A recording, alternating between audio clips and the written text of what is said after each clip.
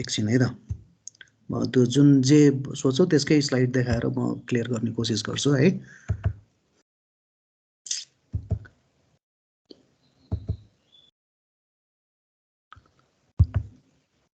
प्रेजु पढ्दा पढ्दा च्याप्टर 6 सम्म पुगेछ भन्ने थाहा भयो। होइन सर मिक्स म्याक्स भइरहेको त्यस्तो ल एकैछिन है त।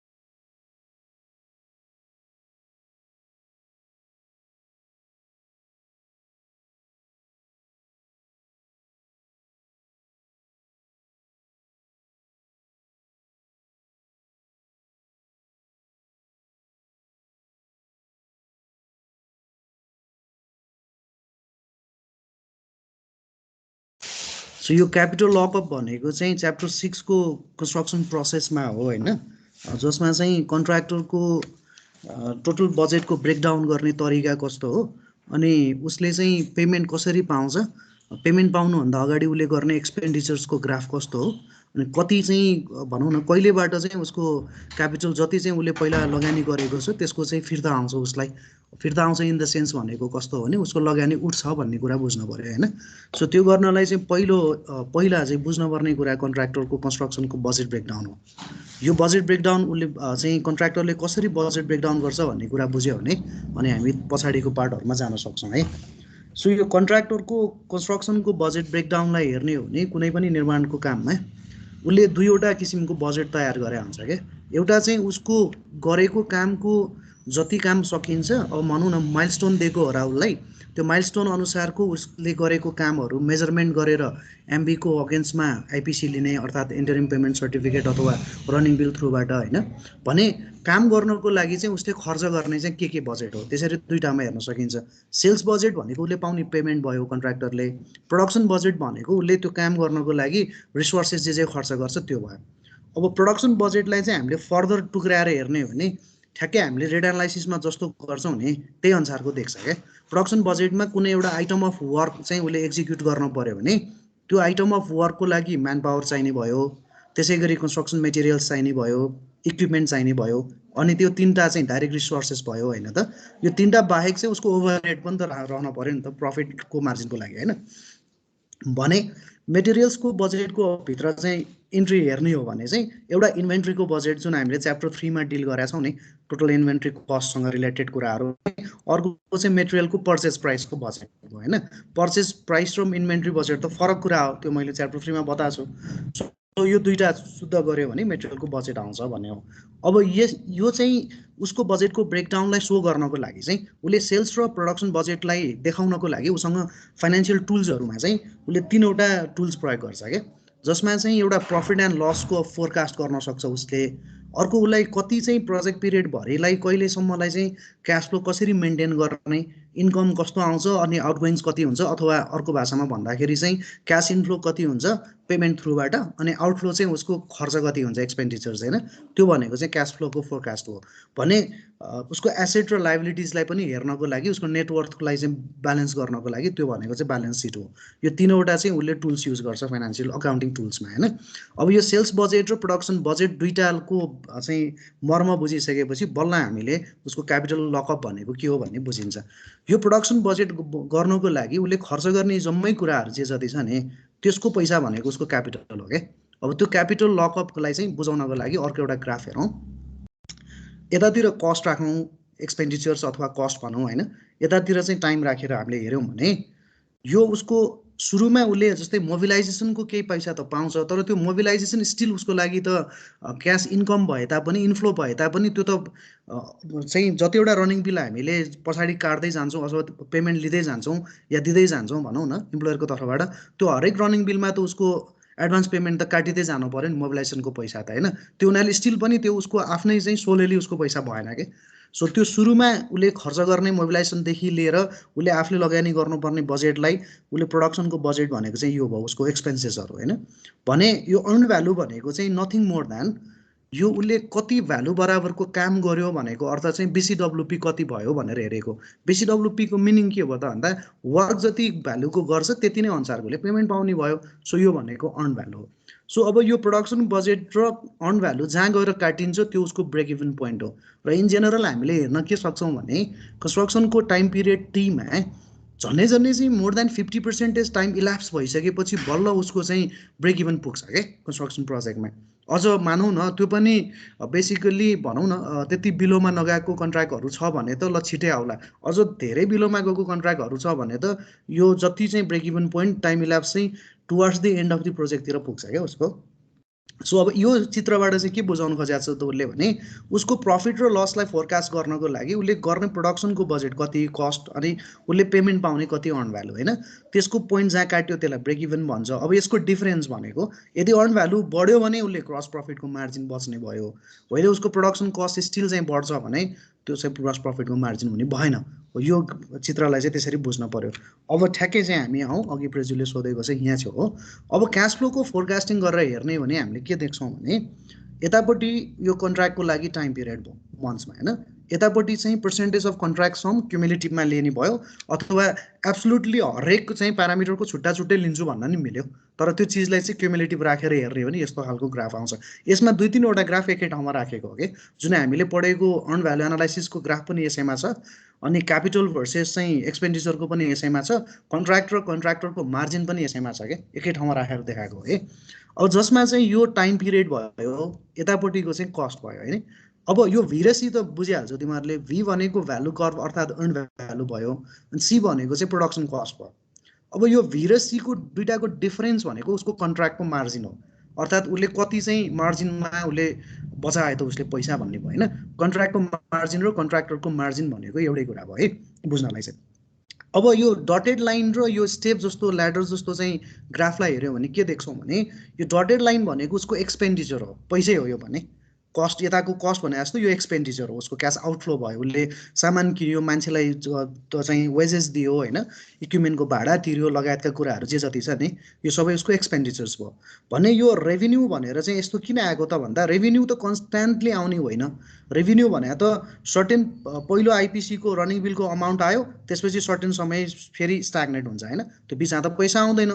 फेरि मानौ अर्को माइलस्टोन अथवा अर्को मेजरमेन्ट काम सिद्धियो, दोस्रो रनिङ बिल आयो, उसको पैसा आयो, फेरि केही समय त रोकिन्छ, फेरि तेस्रो रनिङ बिल, चौथो रनिङ बिल, पाँचौँ भन्दै यसरी चाहिँ उसको आउने पैसा भनेको रेभिन्यू हो। रेभिन्यू भनेको क्यास इन्फ्लो, इन्फ्लो भनेको इम्प्लोयरले दिने पैसा हो है। अब यसमा पनि जसरी भी र सीको बिचको ग्याप चाहिँ कन्ट्र्याक्ट मार्जिन हो, त्यस्तै उसको एक्सपेन्डिचर र रेभिन्यू बिचको ग्याप पनि कन्ट्र्याक्ट मार्जिन हो कि। भनेको यो रेभिन्यू र एक्सपेन्डिचरको जे डिफरेन्स आउँछ, रेभिन्यू बढी भयो भने बल्ल चाहिँ उसको कन्ट्र्याक्ट मार्जिन आउने हो। अब अघिको ग्राफलाई सम्झेर हेऱ्यौँ भने यो दुईवटा जहाँ काटिएको छ यसको चाहिँ काटेको ठाउँबाट हामीले तल हेर्ने हो भने यो पोइन्टसम्म आइपुग्दाखेरि उसले जति पनि आफ्नो लगानी गरेको छ त्यो सबै उसको पुँजी चाहिँ लकअप भएर बस्यो। भनेको उसले खर्च मात्रै गरेको छ, आउनु त रेभिन्यू आइ नै रहेको छ, तर त्यो रेभिन्यू जति आए तापनि रनिङ बिलको पैसा जति आए तापनि उसले गरेको खर्चभन्दा रनिङ बिलको अमाउन्ट चाहिँ कम छ। त्यही भएर उसको पुँजी चाहिँ यहाँ अड्क्यो, अर्थात् यसको बन्द भएर बस्यो, या त्यो पुँजी उसले चलाउन पाएन, या उसलाई चाहिँ फाइदा भएन भन्ने कुरा बुझ्नु पर्यो कि। सो यो पोइन्टसम्म चाहिँ उसको सबै क्यापिटल लकअप भएर बस्यो। इभन उसको रेभिन्यू आइरहे तापनि रेभिन्यू भन्दा एक्सपेन्डिचर बढी भएको कारणले अर्थात् उसलाई चाहिँ उसको क्यापिटल या पुँजी चाहिँ कतै चाहिँ अड्क्यो, अथवा त्यो पुँजी उसले चाहिँ रिप्रयोग गर्न पाएको छैन, या उसको खर्च ज्यादा छ भनेर जसरी बुझ्दा नि भयो होइन। अब जब यो पोइन्टमा पुग्छ रेभिन्यू र चाहिँ उसको एक्सपेन्डिचर जहाँ गएर काटिन्छ त्यो पोइन्ट भन्दा चाहिँ अब अनवर्ड्स गयो भने बल्ल अब उसको रेभिन्यू अर्थात् रनिङ बिलको अमाउन्टहरू बढ्दै जान्छ, एक्सपेन्डिचर कम हुन्छ क्या हो। अब यसरी जाँदाखेरि चाहिँ बल्ल उसको क्यापिटल अब चाहिँ आउटलेहरू फेरि निक्लिन थाल्यो बाहिर, र त्यो भनेको चाहिँ यसको पनि डिफरेन्स चाहिँ जेरोसँग हेर्ने हो भने यो चाहिँ कन्ट्र्याक्टरको मार्जिन हो भन्ने बुझ्ने हो। सो चाहिँ यो ओभरअलमा हेर्दाखेरि 3-4वटा ग्राफहरू एकै ठाउँमा राखेर देखाएको चाहिँ यो भयो। यसैलाई चाहिँ हामीले डिफाइन गर्नुपर्छ। अक्सर गरेर चाहिँ यो एकदमै धेरै चाहिँ सोधिरहेको क्वेसन मध्येको पर्छ है यो। प्रिजु बुझ्यौ? हजुर भयो सर। ल okay very good. Next sir यो इन्डेन्ट स्टक टेकिङहरु भनेको के हो? ए त्यो चाहिँ मेटेरियलको म्यानेजमेन्टमा पढाएको कुराहरू होला। तिमीहरूले उता च्याप्टर 3 मा चाहिँ पढ्न जरुरी भएन त्यसलाई। तिमीहरूले च्याप्टर 7 मा पढ्यौ होला मेटेरियल्सको प्रोडक्टिभिटीको हकमा हैन? हजुर हजुर। हो म तिमीलाई एकदम सिम्पल हिसाबले बुझाइदिन्छु। इन्डेन्टिङ अफिसर, इस्युइङ अफिसर भन्ने हुन्छ क्या त्यहाँ युजुअली ठुल्ठुलो कन्स्ट्रक्सन साइटमा चाहिँ हैन। स्लाइड डाउनलोड गर्यो भने त्यसमा प्रष्ट लेखिदिएको छु मैले च्याप्टर 7 मा। तैपनि एकदम सिम्पल रूपमा बुझ्दाखेरि चाहिँ कन्स्ट्रक्सन मेटेरियल्सहरू चाहिँ ठुल्ठुलो कन्स्ट्रक्सन साइटहरूमा नि कन्स्ट्रक्सन मेटेरियल्स नामबाट चाहिँ त्यसको इन्भेन्ट्री म्यानेज गर्दाखेरि चाहिँ एकदमै टेडियस हुन्छ क्या। त्यसले गर्दाखेरि त्यो मेटेरियल्सलाई चाहिँ कोडिङहरू गर्ने चलन हुन्छ हैन। त्यो कोडिङ गरिसकेपछि चाहिँ त्यसलाई बिन कार्ड दिएर अब कति नम्बरको बिनको मेटेरियल हो त त्यो भनेर चाहिँ युजुअली हेर्ने चलनहरू हुन्छ। अब तिम्रो रेगुलरली चाहिँ साइटमा कन्स्ट्रक्सन मेटेरियल्सको जति डिमान्ड छ नि त्यो डिमान्ड कति हुन्छ भनेर चाहिँ माग्नु पर्यो भने त्यसलाई कन्स्ट्रक्सन मेटेरियलको रिक्विजिसन फर्म चाहिँ भर्छ इन्डेन्टिङ अफिसरले। अनि त्यसपछि त्यो गएर स्टोर किपरमा दिन्छ अथवा स्टोर किपर अथवा इस्युइङ अफिसर भनौँ। अनि स्टोर किपर या इस्युइङ अफिसरले आफूसँग भएको सामान कति छ उसले मागे अनुसारको चाहिँ रिक्वायरमेन्ट हुने चाहिँ हाम्रो इन्भेन्ट्रीमा छ कि छैन। इन्भेन्ट्रीमा छ भने उसलाई चाहिँ उसले मागेको क्वान्टिटीको सामान चाहिँ इस्यु गर्ने हो। यो प्रोसेस भनेको चाहिँ मेटेरियल म्यानेजमेन्टको मेटेरियल प्रोडक्टिभिटीलाई लस हुनबाट बचाउनको लागि गर्ने चिजहरू हो। त्यसमा चाहिँ मेटेरियल रिक्विजिसन फर्मबाट साइटमा कति चाहिन्छ भनेर माग्ने एउटाले गर्छ भने अर्कोले इस्यु गर्छ हो। यही चिज इन्डेन्ट र इस्यु भनेको कुरा चाहिँ त्यो हो।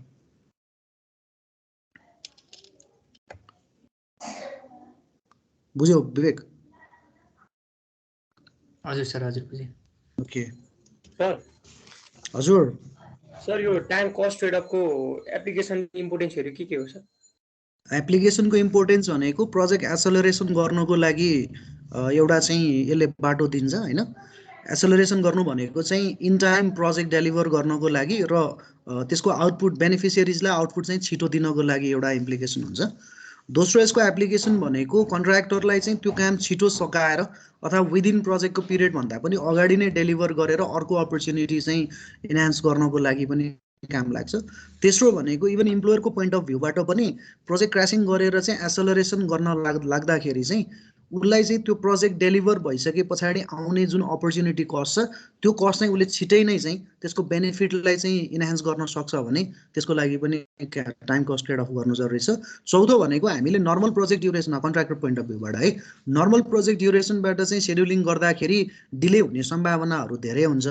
यदि चाहिँ भनौँ न हरेक प्रोजेक्टको एक्टिभिटिजलाई चाहिँ नर्मल टाइममा मात्रै गर्छु भनेर बस्यो भने चाहिँ अब अनफोर्सिन कन्डिसनको कारणले डिजाइन चेन्जेसको कारणले अथवा फोर्स मेजरको कारणले अथवा अन्य कुनै चाहिँ काबुभन्दा बाहिरको परिस्थितिको कारणले आफ्नो कन्ट्रोलभन्दा बाहिरको कारणले गर्दाखेरि चाहिँ डिले हुन गयो भने त्यसको चाहिँ असर इम्प्लोयर र कन्ट्र्याक्टरलाई पनि पर्छ भने अर्को कन्ट्र्याक्टरको आफ्नै नेग्लिजेन्सको कारणले गर्दाखेरि पनि यदि फ्लोटहरू रहेन कुनै पनि एक्टिभिटिजहरूमा भने त्यस्ता हकमा चाहिँ कन्ट्र्याक्टर आफैले लिक्विडिटी ड्यामेज तिर्नुपर्ने हुने हुन्छ।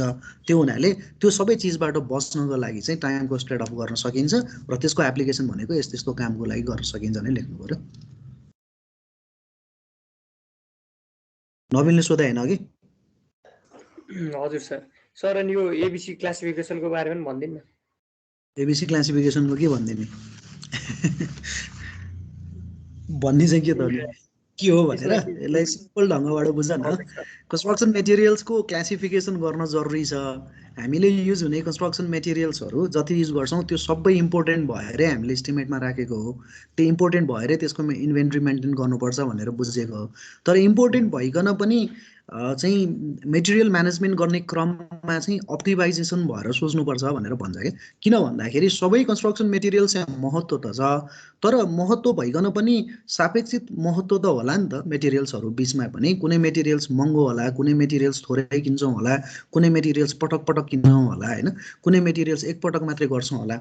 सो यसरी क्याटेगोराइजेसन गर्ने क्रममा चाहिँ ती कस्ता मेटेरियल्सहरू हुन् जसलाई चाहिँ हामीले वास्तवमा त्यसलाई नियन्त्रण गर्नुपर्छ त ती कस्ता मेटेरियल्स हुन् जसलाई चाहिँ हामीले जथाभावी प्रयोग हुनबाट बचाउनुपर्छ त, अथवा त्यस्ता मेटेरियल जसलाई हामीले लोडिङ अनलोडिङदेखि लिएर मेटेरियल ह्यान्डलिङदेखि स्टोरेज गर्ने बेलादेखि एभ्री पोइन्ट अफ चाहिँ पोइन्ट अफ द टाइममा भनौँ न, मेटेरियल म्यानेजमेन्टको पोइन्ट अफ द टाइममा अथवा फ्लोमा कहाँ चाहिँ मेन्टेन गर्नुपर्छ भन्ने कुराको लागि त जान्नु जरुरी भयो।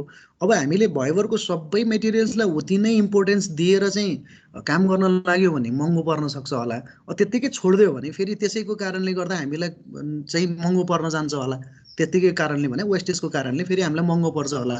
भनेपछि अब पुरा मेटेरियललाई चाहिँ हामीले कन्ट्रोल पनि गर्न सक्दैनौँ, अनि मेटेरियललाई कन्ट्रोलै नगर्ने पनि हामी गर्न सक्दैनौँ। भनेपछि एउटा यस्तो तरिका निकाल्नु पर्यो जुन तरिकाबाट चाहिँ मेटेरियल्सको इम्पोर्टेन्सको फ्याक्टरमा आधारमा मेटेरियललाई के गर्ने, ब्रेकडाउन गर्ने अथवा त्यसलाई क्याटेगोराइज गर्ने। त्यो क्याटेगोराइज गरिसकेपछि हामीलाई यसले के चाहिँ एउटा भिजन दिन्छ त भन्दा मेटेरियल्सहरू सबै इम्पोर्टेन्ट छ, तर इम्पोर्टेन्स मध्येको पनि यी मेटेरियल्सहरूलाई चाहिँ तिमी टाइटली कन्ट्रोल गर, यसलाई वेस्टेज हुनबाट बचाऊ, यसलाई जथाभावी प्रयोग गर्न नदेऊ, यसलाई इस्यु गर्दाखेरि विचार गर, ह्यान्डलिङ गर्दा विचार गर, ट्रान्सपोर्टेसन गर्दा विचार गर। किनभने जे जति चाहिँ मेटेरियल्सको इन्डाइरेक्ट कस्टहरू एसोसिएटेड हुन्छ त्यो एसोसिएटेड हुने इन्डाइरेक्ट कस्टलाई चाहिँ कसरी हुन्छ घटाउनको लागि त्यस्ता मेटेरियल्सहरू सेलेक्सन गर जसलाई चाहिँ कन्ट्रोल गर्नुपर्छ भन्यो भने सबैभन्दा धेरै कन्ट्रोल गर्ने मेटेरियल कुन हो भन्यो भने त्यो ए हो भनेर भनेको। त्यसमै अलिकति ठिकै खालको चाहिँ कन्ट्रोल गर्नु पर्यो, मिडियम चाहिँ सुपरभिजन गरे पुग्छ भन्यो भने कुन मेटेरियल हो भन्यो भने बी हो भन्यो। अनि अन्य मेटेरियल्सहरू चाहिँ सबै सीमा भयो भने त्यसलाई त्यति धेरै हामीले कन्ट्रोल गरिराख्नु पर्दैन, त्यसले कन्स्ट्रक्सनको कस्टमा सिग्निफिकेन्टली चाहिँ असर गर्दैन भनेर भनेको हो। त्यो हुनाले 100% मेटेरियल्स हामीले प्रयोग गर्ने जति प्रकारका मेटेरियल्स छ तीमध्ये इन्भेन्ट्रीको भ्यालुको आधारमा 70% सम्मको क्युमुलेटिभ भ्यालु वेटेज चाहिँ राख्ने ए मेटेरियल्स हुन्छ, तर त्यस्ता मेटेरियल्सहरू चाहिँ हार्डली 10 देखि 15% हुन्छ या अप टु 20% हुन्छ, यसरी भन्नु पर्यो के हो। त्यो भनेको चाहिँ एबिसी क्लासिफिकेसन अफ मेटेरियल्स हो। त्यो गर्दा इम्पेरिकल्ली चाहिँ हामीले के डिराइभ गर्न सक्छौँ भने ए भन्ने मेटेरियल्स जम्मा 100% मध्ये 10% त्यस्ता मेटेरियल्स हुन्छ। यसलाई अब चाहिँ न्युमेरिकली बुझ्नको लागि 100 प्रकारका मेटेरियल्स हामीले प्रयोग गऱ्यौँ भने 10 प्रकारका त्यस्ता मेटेरियल्स हुन्छ जसको इन्भेन्ट्रीको भ्यालु चाहिँ 70% सम्म हुन्छ, र त्यसलाई चाहिँ हामीले tight control, close supervision, close monitoring, त्यसको चाहिँ proper handling, proper storage, proper transportation, proper loading, proper unloading सबै चिजहरू चाहिँ प्रपरली गर्नु पर्यो भनेको। अनि बी क्लासको मेटेरियल्स चाहिँ त्यस्ता मेटेरियल्स हुन्छन् जुन चाहिँ 20% सम्म इन्भेन्ट्रीको कस्ट बिहोर्छ त्यसले, र त्यस्ता मेटेरियल्सहरू चाहिँ करिब 20% सम्म हुन्छ या 20 प्रकारका हुन्छ भने रिमेनिङ 70% मेटेरियल या 70 प्रकारका मेटेरियल 100मा त्यस्ता हुन्छन् जसलाई चाहिँ हामीले इन्भेन्ट्री कस्ट जम्मा 10% हुन्छ। त्यो कारणले हामीले 70% त्यस्ता मेटेरियल्सहरूलाई त्यति धेरै महत्त्व दिनु परेन। अब हाम्रो इफोर्ट के हो भने 70%लाई चाहिँ कन्ट्रोल होइन, माथिको 10%लाई चाहिँ कन्ट्रोल गर भनेर यसले सिकाउँछ कि। तर बिल्डिङ कन्स्ट्रक्सन प्रोजेक्टमा चाहिँ एबिसी क्लासिफिकेसन अनुसार इक्जाम्पलहरू के हुन सक्छ?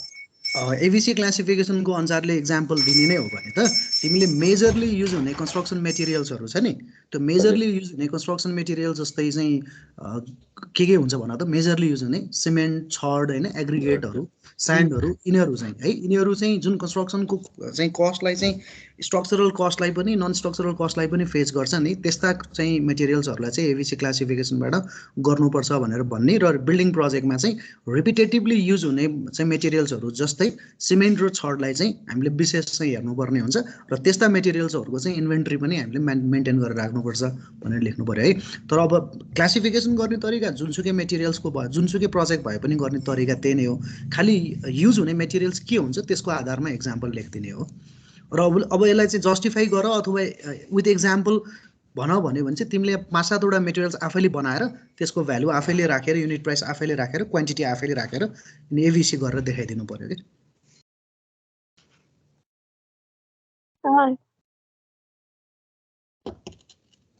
ठिक छ मोहन? हजुर सर। ल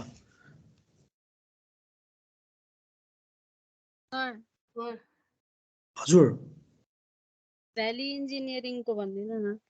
भ्यालु इन्जिनियरिङको मैले क्लासमा पनि सर्ट मात्रै भनेको थिएँ है। भ्यालु इन्जिनियरिङको मिनिङ भनेको सप्लाई चेनलाई कसरी इन्हान्स गर्ने भन्ने मिनिङ हो होइन। भ्यालुको मिनिङ त थाहा छँदैछ, हामीले कस्ट युज गरिसकेपछि त्यसको भ्यालु चाहिँ इन्हान्स भयो कि भएन भनेर हेर्ने हो होइन। भ्यालु इन्जिनियरिङको चाहिँ हामीले कन्सेप्चुअली बुझ्नको लागि हरेक प्रोसेसमा चाहिँ कसरी हुन्छ कस्टलाई घटाउने हो के। जस्तै मेटेरियल्सको प्रोक्योरमेन्ट गर्दाखेरि हामीले सोर्सको लोकेट गर्छौँ, त्यो सोर्सले हामीलाई ट्रान्सपोर्ट गरेर सामान पठाउँछ, त्यसलाई स्टोरेज गर्नुपर्छ अथवा लोडिङ अनलोडिङ गरेर ल्याएर स्टोरमा राख्नुपर्छ, प्रयोग नभएसम्म इन्भेन्ट्री मेन्टेन गर्नुपर्छ, प्रयोग गर्ने बेला त्यसलाई ह्यान्डलिङ गर्नु पर्यो, त्यसको युजेज गर्नु पर्यो। भनेपछि त्यो लङ सप्लाई चेनको जुन प्रोसेस छ त्यो प्रोसेसमा चाहिँ जहाँ जहाँ एक्स्ट्रा कस्टहरू चाहिँ अनावश्यक रूपमा खर्च भएको छ त्यस्तो कस्टहरूलाई चाहिँ घटाउने प्रिन्सिपल चाहिँ भ्यालु इन्जिनियरिङ हो। र त्यो भ्यालु इन्जिनियरिङको चाहिँ प्रिन्सिपल हामीले अक्सर गरेर च्याप्टर 3 भित्र चाहिँ केमा प्रयोग गर्यो त भन्दा प्रोक्योरमेन्ट अफ द कन्स्ट्रक्सन मेटेरियल्समा चाहिँ भ्यालु इन्जिनियरिङलाई प्रयोग गर्ने भनेर भनेको।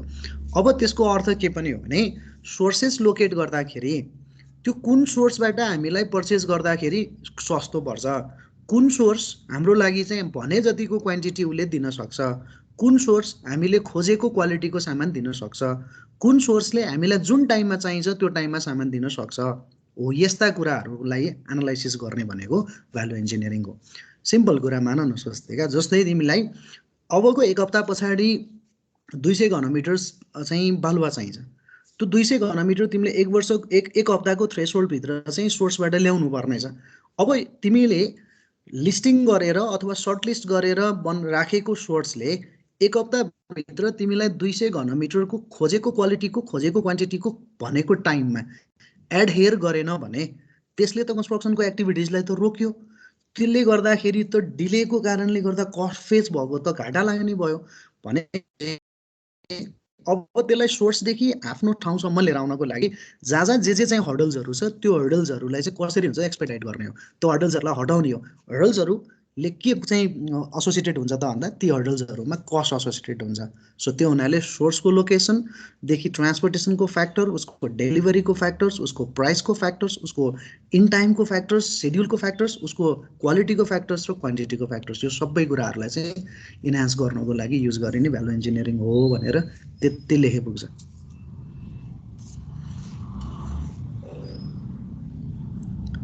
सर यो कस्ट अप्टिमाइज गर्ने भने जस्तै कुरा हो यो भनेको चाहिँ। कस्ट अप्टिमाइजेसन होइन, यसमा चाहिँ भ्यालु एड गर्ने भनेको, भ्यालुलाई कसरी इन्हान्स गर्ने अर्थात् कस्ट रिडक्सन गर्ने नै हो। एक हिसाबले अर्को हिसाबले बुझ्दाखेरि चाहिँ त्यही नै हो। ठिक हो स्मिता, ठिक। त्यही भएर मैले तिमीहरूलाई एउटा त्यो स्लाइड पनि देखाएको थिएँ नि त्यति बेलामा। यसरी हामीले भेन्डर्सहरूलाई रेटिङ गर्छौँ, यसमा प्राइस प्रपोजल हेर्छौँ, यसको डेलिभरीको पास्ट एक्सपिरियन्स हेर्छौँ, यसको टाइमली डेलिभर गर्छ कि गर्दैन, खोजेको क्वान्टिटीको डेलिभर गर्छ कि गर्दैन होइन। यदि सोर्स रिलायबल भएन भने त तिमीले 200 घनमिटरको चाहिँ अघिको बालुवा कुरा गर्यौ, ढलान हुँदै थियो, बिचमै बालुवा सिद्धियो। अब न तिमीले ढलान रोक्न मिल्छ अथवा रोक्न सक्ने अवस्थामा तिमी हुन्छौ कि हुँदैन, क्वालिटीको इस्युजहरू आउँछ। उसले टाइमली चाहिँ त्यति क्वान्टिटी पठाइदिएको भए त्यो चिज त तिमीलाई लसेस त हुँदैन थियो नि हो। यस्ता धेरै इक्जाम्पल्सहरू चाहिँ यसमा एसोसिएटेड भएको हुन्छ। अर्थात् सप्लाई चेनलाई कसरी इन्हान्स गर्ने हो भन्ने कुरा हो।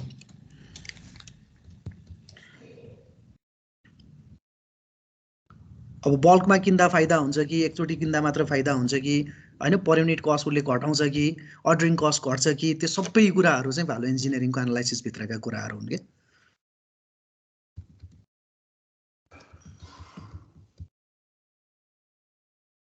बुझ्यो अस्मिता?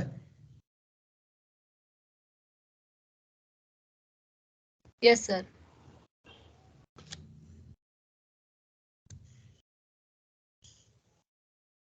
ल अरू सोधौँ। कस्तो धेरै पछि पढाउनु भएको, कस्तो रमाइलो लाग्यो मलाई त। सर यो procedure for preparing bill, procedures for preparing bill, हजुर रनिङ बिल त थाहा छ नि त होइन? हजुर बिल प्रयोग चाहिँ हामीले प्रिपेयर गर्ने भनेको पेमेन्टको लागि हो होइन। जब तिमीले काम सघाउँछौ, काम सकाएपछि त्यसको मेजरमेन्ट गर्नु पर्यो। मेजरमेन्टलाई उतार्ने जे चाहिँ कति काम भयो भनेर उतार्ने बुकलाई हामीले के भन्छौँ? मेजरमेन्ट बुक भन्छौँ होइन त। मेजरमेन्ट बुकले चाहिँ क्वान्टिटीलाई देखाउँछ। मेजरमेन्ट बुकलाई नेपालीमा हामी नापी किताब भन्छौँ है। त्यो मेजरमेन्ट बुकको क्वान्टिटी भनेको त बिल अफ क्वान्टिटिजको कुनै आइटम हो नि त त्यो। सो बिल अफ क्वान्टिटिजको अगेन्स्टमा हामीले कुन आइटम अफ वर्कलाई कति काम गऱ्यौँ र त्यसको चाहिँ युनिट रेटले कन्ट्र्याक्टर्सको बिडर्सको रेटले कन्ट्र्याक्ट रेटले चाहिँ गुणान गरेर जति रकम आउँछ त्यो रकम भनेको उसले त्यो चाहिँ पर्टिकुलर रनिङ बिलमा क्लेम गरेको रकम हो। सो मेथड्स अफ रनिङ बिलको प्रिपरेसन भनेको मेजरमेन्ट गर्नु पर्यो, मेजरमेन्ट गरेको डेटालाई चाहिँ रनिङ बिलमा उतार्नु पर्यो, रनिङ बिलमा उतार्ने क्रममा क्वान्टिटी मेजरमेन्टबाट लिनु पर्यो, रेट चाहिँ कन्ट्र्याक्ट प्राइसबाट लिनु पर्यो र योभन्दा अगाडि कति काम भएको छ त्यो काम पनि राख्नु पर्यो, अहिले कति काम भएको छ त्यो काम पनि त्यहाँ राख्नु पर्यो र त्यसको चाहिँ युनिट रेटले कन्ट्र्याक्ट युनिट रेटले गुणान गरेर कति अमाउन्ट चाहिँ पेमेन्ट पाउने हो त्यो पेमेन्ट चाहिँ क्यालकुलेसन गर्ने प्रोसिडियर हो।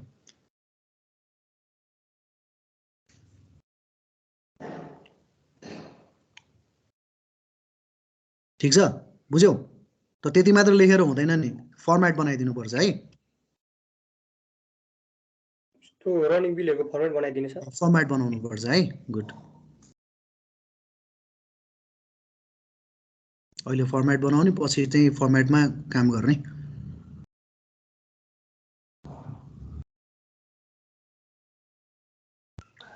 सर यो रनिङ फाइनल बिलको डिफरेन्स के रे सपना?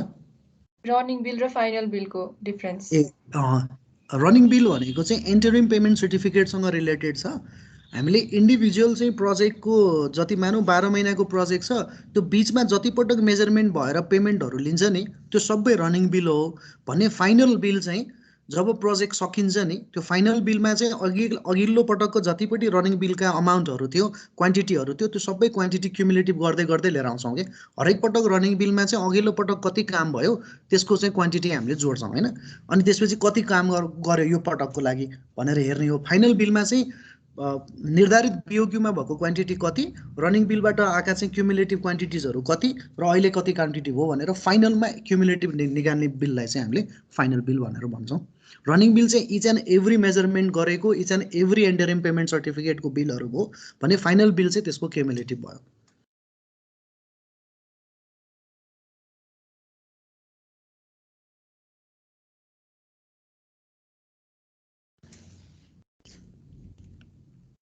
बुझ्यौ सपना? सर हजुर, सेकेन्ड रनिङ बिल गर्दाखेरि फर्स्ट रनिङ बिलको त्यो क्वान्टिटी पनि राख्नुपर्छ?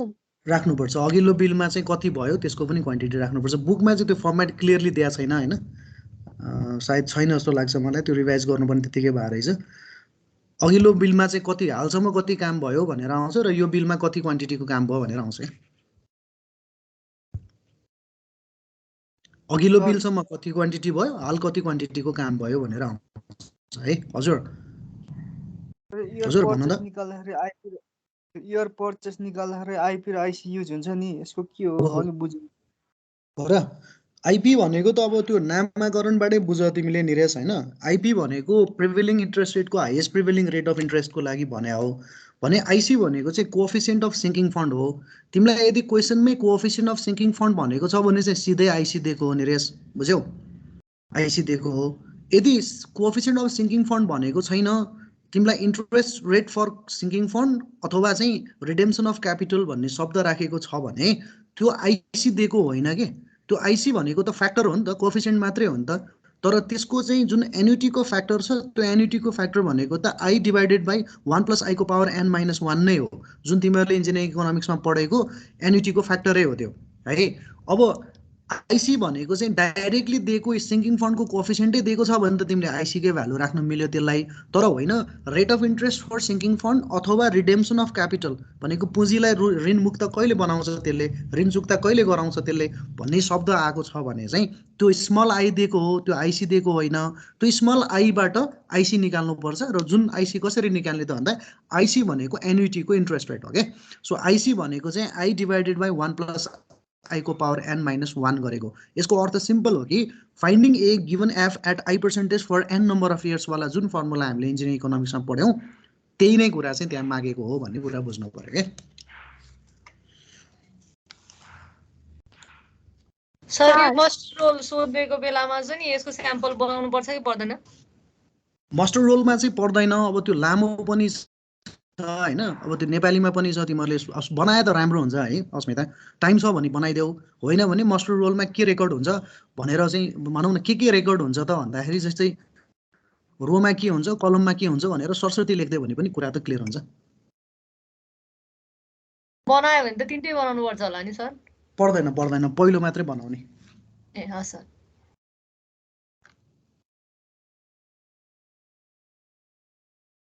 सर यो इभिएम टेक्निक भनेको के हो? इभिएम भनेको त्यही अर्न भ्यालु म्यानेजमेन्ट र अर्न भ्यालु एनालाइसिस एउटै हो।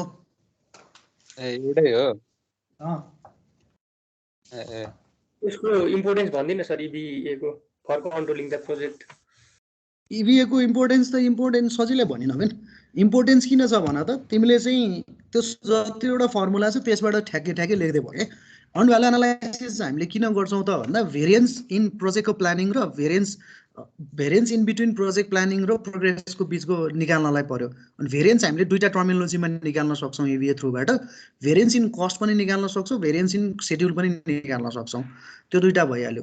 यसले हामीलाई पर्सेन्टेज अफ भेरिएसनको पनि कुरा दिन्छ, जसको कारणले गर्दा हाम्रो कस्ट चाहिँ कति पर्सेन्टेजले बढिरहेछ या घटिरहेछ, अथवा हाम्रो सेड्युल चाहिँ कति पर्सेन्टेजले डिले छ कि अहेड छ ओरिजिनल सेड्युल भन्दा, त्यो कुरा पनि दिन्छ यसले।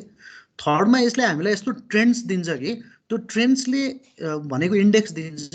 इन्डेक्सले हामीलाई के बुझाउन खोजिरहेछ त भन्दा हामीले खर्च गरेको रकम बराबरको भ्यालु चाहिँ पाइरहेछौँ कि छैनौँ भनेको। 1 रुपियाँ बराबरको काम हुनुपर्ने हो, 0.8 रुपियाँ बराबरको भयो भने हो कि। जस्तै CPI को भ्यालु 0.8 को मिनिङ के हो थाहा छ? सिग्निफिकेन्ट मिनिङ बुझ्ने हो भने त्यो काम 1 रुपियाँमा हुनु पर्थ्यो, तर त्यो कामलाई चाहिँ हामीले 1 भन्दा बढी भएको भए 1 रुपियाँको गर्नुपर्ने काम 1 रुपियाँ यति पैसा बराबरको कमायो भन्ने हुन्थ्यो। तर 1 रुपियाँ खर्च गरेर 0.8 बराबरको भ्यालु मात्र पायो भन्ने बुझिन्छ क्या, 80 पैसा मात्रको पायो भन्ने बुझिन्छ। त्यसलाई इन्टरप्रिटेसन त्यसरी गर्न सकिन्छ भने सेड्युलमा पनि त्यही नै हो होइन। भनेको यसले यस्तो ट्रेन्ड दिन्छ जसले गर्दा चाहिँ हाम्रो एक्चुअली खर्च गरेको अथवा एक्सपेन्सेस जे गरेको छ त्यो एक्सपेन्सेसको चाहिँ भ्यालु रिटर्न भएको छ कि छैन भनेर ट्रेन्ड्स दिन्छ भने यसले हामीलाई इन्टरिम पिरियडमा बसेर, इन्टरिम पिरियड भनेको एनालाइसिस पिरियडमा बसेर प्रोजेक्टलाई फोरकास्ट गर्न सक्छ। अर्थात् त्यो प्रोजेक्टको त्यो पिरियडसम्म बसेर हामीले हिजो के भयो हिजोदेखि आजसम्म र भोलि के हुन्छ भनेर ट्रेन्ड्स पनि फोरकास्ट पनि गर्न सक्छौँ भने त्यही पोइन्टमा बसेर हामीले अब टोटल प्रोजेक्ट कस्टमा कतिले चेन्जेस आउँछ र टोटल प्रोजेक्ट सेड्युलमा कतिले चेन्जेस आउँछ, त्यो सबै कुराहरू चाहिँ अर्न भ्यालु म्यानेजमेन्ट र अर्न भ्यालु एनालाइसिसबाट दिन्छ भनेर भन्नु कि। बुझ्यौ? यस सर, यस सर। पढ्न चाहिँ सायद यसले पढ्न सुरु गरेछन्। ल हजुर earnest money, retention money, security deposit भन्ने छ नि, यसको बारेमा भनिदिनु। अब यसलाई चाहिँ कसरी बुझ्नु पर्यो भने बिट सेक्युरिटी भनेको तिम्रो दुई किसिमको सेक्युरिटी चाहिँ बुझाउनै पर्यो होइन। दुई किसिमको सेक्युरिटी भनेको एउटा बिट सेक्युरिटी भयो। बिट सेक्युरिटीको अमाउन्ट भनेको ड्युरिङ द बिडिङको प्रोसेसमा गर्न पर्यो केटन। ड्युरिङ द बिडिङको प्रोसेसमा भनेको कति पर्सेन्टेज उसले चाहिँ हामीले इस्टिमेटको कति पर्सेन्टेजसम्मको बिट सेक्युरिटीको अमाउन्ट फिक्स गरे हुन्छ अरे, त्यो त थाहा छ नि होइन। 2 to 3% हुन्छ है। त्यो भनेको चाहिँ बिट सेक्युरिटी भनेको बिटको धरौटी, नेपालीमा भन्दा त्यसलाई बोलपत्रको जमानत भन्छ अथवा बोलपत्रको धरौटी भन्छ होइन। त्यो भनेको कुनै बिडरले चाहिँ त्यो बिडमा भाग लिन उसलाई इच्छा जाहेर गर्छ भने इच्छा जाहेर भनेको त्यतिकै भनेर भएन। सो त्यसमा चाहिँ बिट सेक्युरिटी जमानत चाहिँ राखेर मात्रै उसलाई धरौटी चाहिँ राखेर मात्रै बिट चाहिँ उसले बिट भर्न पाउँछ भनेपछि सुरुमा हाल्ने पैसा भनेको बिट सेक्युरिटी भयो। अब त्यो बिट सेक्युरिटी त जतिवटा कन्ट्र्याक्टरले अथवा बिडरले बिट भर्छ त्यति सबैले बुझाउनै पर्यो। तर अब बिडर जतिले बुझाएको छ उति सबैले कन्ट्र्याक्ट त पाउने होइन होइन। एग्रिमेन्ट त हामीले कुनै बिडरसँग गर्छौँ अथवा उसको जेबी सहितको कुनै बिडरलाई गरौँला भनेको एउटा मात्रै पार्टीसँग गर्छौँ हामीले।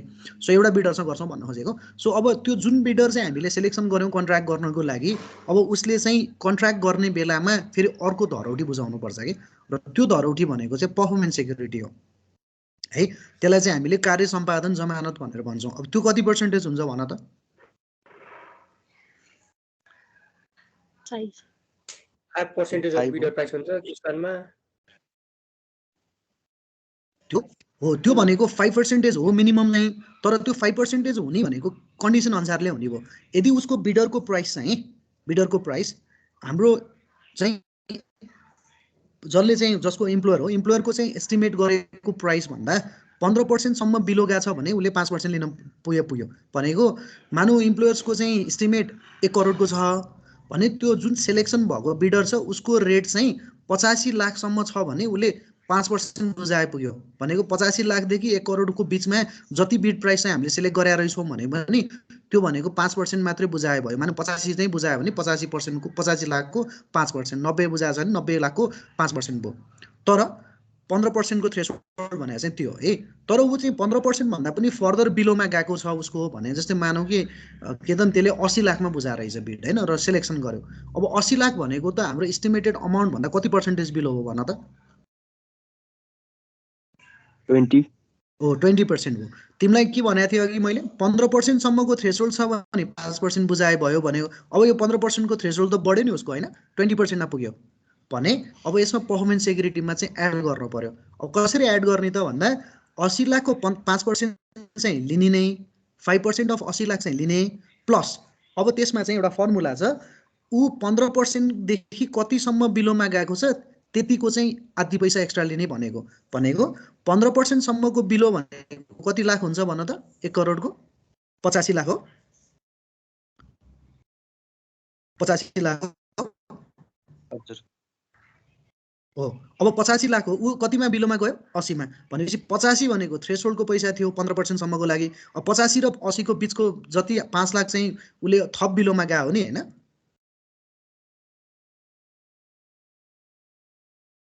बुझिरहेको छौ मैले भनेको?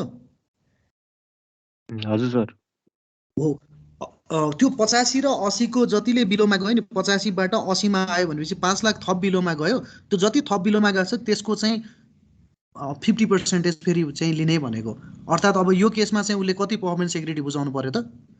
5% अफ 80 लाख पनि बुझाउनु पर्यो हैन तरौटीमा। त्यसपछि आएर 85 लाख माइनस 80 लाख भनेको 5 लाख, 5 लाखको पनि आधी भनेको 2.5 लाख एक्स्ट्रा उसले बुझाउनु पर्यो के। यो चाहिँ केस 2 को लागि केस चाहिँ यस्तो पनि हुन सक्छ भनेर। तर अब मानौ कुनै बिडरको चाहिँ सारै नै सिरियसली बिलो गयो ऊ एकदमै धेरै नै लोएस्ट गएको छ हैन उसको चाहिँ बिड चाहिँ एकदमै फ्रन्ट लोडेड छ अर्थात् अगाडिका आइटमहरुमा चाहिँ उसले धेरै पैसा राखेको छ तर पछाडिको आइटमहरुमा चाहिँ कम पैसा राखेको छ भने त्यस्तो केसमा त्यो एकदमै अनरिजनेबल बिड आयो तर अब त्यसलाई सिलेक्सन त गर्न पर्ने नै भइहाल्यो हाम्रो कानुनले त्यही अनुसार छ हैन। तर अब धेरै नै बिलो आयो मानौ उनले 50 लाखमा जानेको भने त्यस्तो अवस्थामा अब त्यो यति नै भन्ने थ्रेसहोल्ड त छैन तर इम्प्लोयरले त्यसको चाहिँ बिड अनरिजनेबल छ अथवा चाहिँ सिरियसली अनब्यालेन्स छ अथवा फ्रन्ट लोडेड छ भन्यो भने रेट एनालाइसिस मागेर उसँग चाहिँ एक्स्ट्रा 8% चाहिँ पर्फर्मेन्स सेक्युरिटी थप गर्ने भन्ने चाहिँ प्रावधान छ के। हो त्यो भनेको चाहिँ पर्फर्मेन्स सेक्युरिटी भयो। सर हजुर यसो न्यूमेरिकल रिवाइज हान्न न पर्यो। न्यूमेरिकल पनि रिवाइज गर्ने? कुन न्यूमेरिकल रिवाइज गर्ने हो भन त? रिवाइज गर्ने भनेको कहाँ थ्योरीतिर कुन न्यूमेरिकल सबै नै त्यसो लागेले हजुर सर यो स्पेसिफिक ल अब यसरी त कसरी हुन्छ त अनि कसले के भन्ने एक जना बोल पहिला। सर हजुरले पेपर सेट गर्नु भएको कि नेपाली छैन सर यो थ्योरी सकौ रिभिजन अनि लास्टमा न्यूमेरिकल गरौँला नि त थ्योरीमा सजिलो त्यही हुन्छ ठीक हो। थ्योरी पनि तिमीहरूले अब पढ्न थाल्यो भने हराउँछौ के त्यही भएर ठ्याक्क नबुझेको कुरा सोध्यो भने अब जहाँसम्म लाग्छ मैले भन्दाखेरि चाहिँ याद हुन्छ कि भनेर हो हैन। अघिको आन्सर मैले कम्प्लिट गरेको छैन एकछिन है। त्यसपछि अर्को एउटा चाहिँ ग्यारेन्टी हुन्छ केतन त्यो भनेको चाहिँ तिमीले मोबिलाइजेसनको पैसा जब कन्ट्र्याक्ट अवार्ड भइसकेपछि कन्ट्र्याक्टरलाई मोबिलाइजेसन दिन्छौँ हामीले त्यो मोबिलाइजेसनको पैसा त्यतिकै दिँदैनौँ त्यो मोबिलाइजेसनको इक्विभ्यालेन्ट ब्याङ्क ग्यारेन्टी माग्छौँ हामीले कन्ट्र्याक्टरसँग त्यो भनेको पेमेन्ट ग्यारेन्टी। त्यो ग्यारेन्टी लिइसकेपछि बल्ल चाहिँ उसलाई मोबिलाइजेसनको पैसा दिन्छौँ त्यो चाहिँ अर्को ग्यारेन्टी हो है। त्यो चाहिँ एडभान्स पेमेन्ट सेक्युरिटी भनेर भन्छ है बुझ्यौ? सर यो मोबिलाइजेसनहरु चाहिँ फरक किन हुन्छ सर? यो रोडहरुको चाहिँ 5% होइन त्यो त त्यस्तो भनेकै छैन। फरक चाहिँ तिम्रो इम्प्लोयरको आफ्नो सोच विचारमा गर्ने कुरा हो। नट ग्रेटर देन 20% दिनै पाइँदैन हैन। अब कन्ट्र्याक्ट एग्रिमेन्ट गरेपछि दावा कुनैमा 5% लिने, कसैले चाहिँ मोबिलाइजेसन सुरु गरेपछि अर्को 5% दिने भन्छ भने, कसैले चाहिँ एग्रिमेन्ट गरेर एपिजी को अगेन्स्टमा 10% दिन्छु, तिमीले चाहिँ फिल्डमा मोबिलाइज गर, मान्छे लगेर राख, मेटेरियल खसाल, इक्विपमेन्ट लगेर राख, साइटलाई चाहिँ लेआउट गर, तिमीले च्याप्टर 6 मा पढाए जस्तो चाहिँ जब लेआउट गरिसक, अनि त्यसपछि म हेरेर 10% दिन्छु भनेको चाहिँ त्यो चाहिँ इट डिपेन्ड्स। यो त्यसको कुनै स्ट्यान्डर्ड छैन, 20% भन्दा बढी दिन पाइँदैन हैन। तर कसरी दिने भन्ने कुरा चाहिँ त्यो depend upon the types of the project and depend upon the इम्प्लोयरको डिसिजन चाहिँ। त्यसमा कुनै चाहिँ यही नै हुनुपर्छ हार्ड फास्ट भन्ने चाहिँ छैन दावा।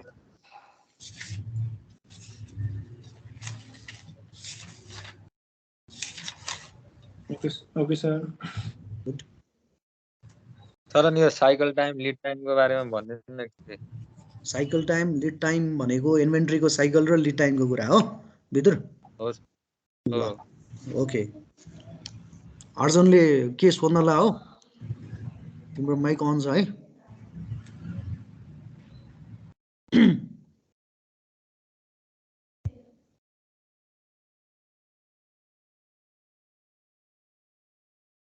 मैले तिम्रो च्याप्टर 3 लाई नै एकचोटि प्रोजेक्ट गर्छु अनि तिमीलाई बताउन सजिलो हुन्छ मलाई है।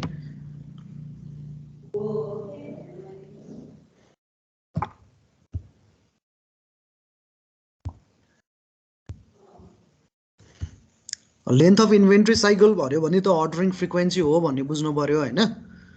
अनि लिड टाइम भनेको चाहिँ हामीलाई अर्डर गरिसकेपछि सामान आउनलाई कति दिन लाग्छ अथवा कति समय लाग्छ भनेको चाहिँ लिड टाइम हो भनेर भन्ने है।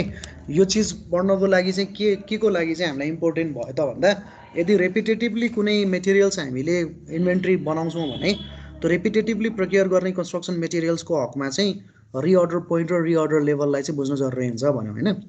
सो यो फिगरलाई हेऱ्यो भने हामीले के बुझ्छौँ भने यो चाहिँ हाम्रो कन्जम्सन पिरियड भयो, प्रोजेक्टको पिरियड भनौँ हैन। यतापट्टि चाहिँ हाम्रो इन्भेन्ट्रीको लेभल भयो। अब यदि कन्स्ट्रक्सन साइटमा चाहिँ सर्टेन अमाउन्ट अथवा सर्टेन क्वान्टिटी भनौँ न, सर्टेन क्वान्टिटी अफ गुड्सलाई स्टकिङ गरेर चाहिँ थ्रु आउट द प्रोजेक्ट चाहिँ कन्जम्सन पिरियड भरि राख्नुपर्छ, ताकि बिचमा चाहिँ सामान आएन भने पनि हामीले त्यसलाई खपत गर्नुपर्ने अवस्था आउन सक्छ भन्यो भने एउटा चाहिँ मिनिमम स्टक लेभलको लागि चाहिँ हामीले प्रोभिजन गरेको हुन्छौँ। त्यो भनेको चाहिँ यहाँसम्मको इन्भेन्ट्री लेभलको त्यो मिनिमम स्टक लेभल भने। त्यो बाहेक हामीले हरेक पटक चाहिँ अर्डर गर्ने र त्यो हरेक पटक अर्डर गर्दाखेरिको चाहिँ क्वान्टिटीलाई हामीले वर्किङ स्टक भनेर भन्छौँ। अब रिपिटेटिभली युज गर्ने भएको कारणले गर्दा to maintain the inventory cost as low as possible हामीले वर्किङ स्टकको रूपमा चाहिँ अर्डर गर्ने सामान भनेको इओक्यू हुन्छ भन्ने कुरा हो। अब यो चाहिँ मिनिमम स्टक लेभल यहाँसम्मको यो चाहिँ तिम्रो इओक्यू भयो भने यो दुईटा जोड्दाखेरि चाहिँ हाम्रो इन्भेन्ट्रीको लेभल भनेको यो चाहिँ म्याक्सिमम स्टक लेभल हो। यहाँ छौँ, त्यो भनेको यही पोइन्ट भयो। सो यतिसम्मको लागि चाहिँ सेफ्टी स्टक भयो, यो भनेको चाहिँ इओक्यू को लेभल भयो। यो इओक्यू हो, यो सेफ्टी स्टक हो। जब इओक्यू र सेफ्टी स्टक जोड्छौ त्यो भनेको तिम्रो म्याक्सिमम इन्भेन्ट्री लेभल हो। अब यो इन्भेन्ट्री लेभलबाट यहाँ यो म्याक्सिमम छ लेट अस सपोज। अब तिमीले यो इन्भेन्ट्रीलाई खपत गर्दै आउँछौ भनेको यो खर्च हुँदै जान्छ, काम हुँदै जान्छ, मेटेरियल्स खपत हुँदै जान्छ हैन। यो यसरी खपत हुँदै आउने क्रममा त्यसको त एउटा चाहिँ हामीले लाइन डायग्रामबाट देखाउन खोजेन हो खपत कसरी भइरहेछ भनेर हैन। अब यो यहाँ यो पोइन्टदेखि यो म्याक्सिमम इन्भेन्ट्रीको लेभलदेखि मिनिमम इन्भेन्ट्रीको लेभलसम्म आइपुग्दाखेरि यो बिचमा हामीले यदि कुनै पनि टाइममा अर्डर रिप्लेस गरेनौँ अथवा अर्डरलाई चाहिँ गरेनौँ या रिअर्डर गरेनौँ भनौँ, अथवा अर्डर तिमीले फेरि दिएनौ भने यो त खपत हुँदै जान्छ।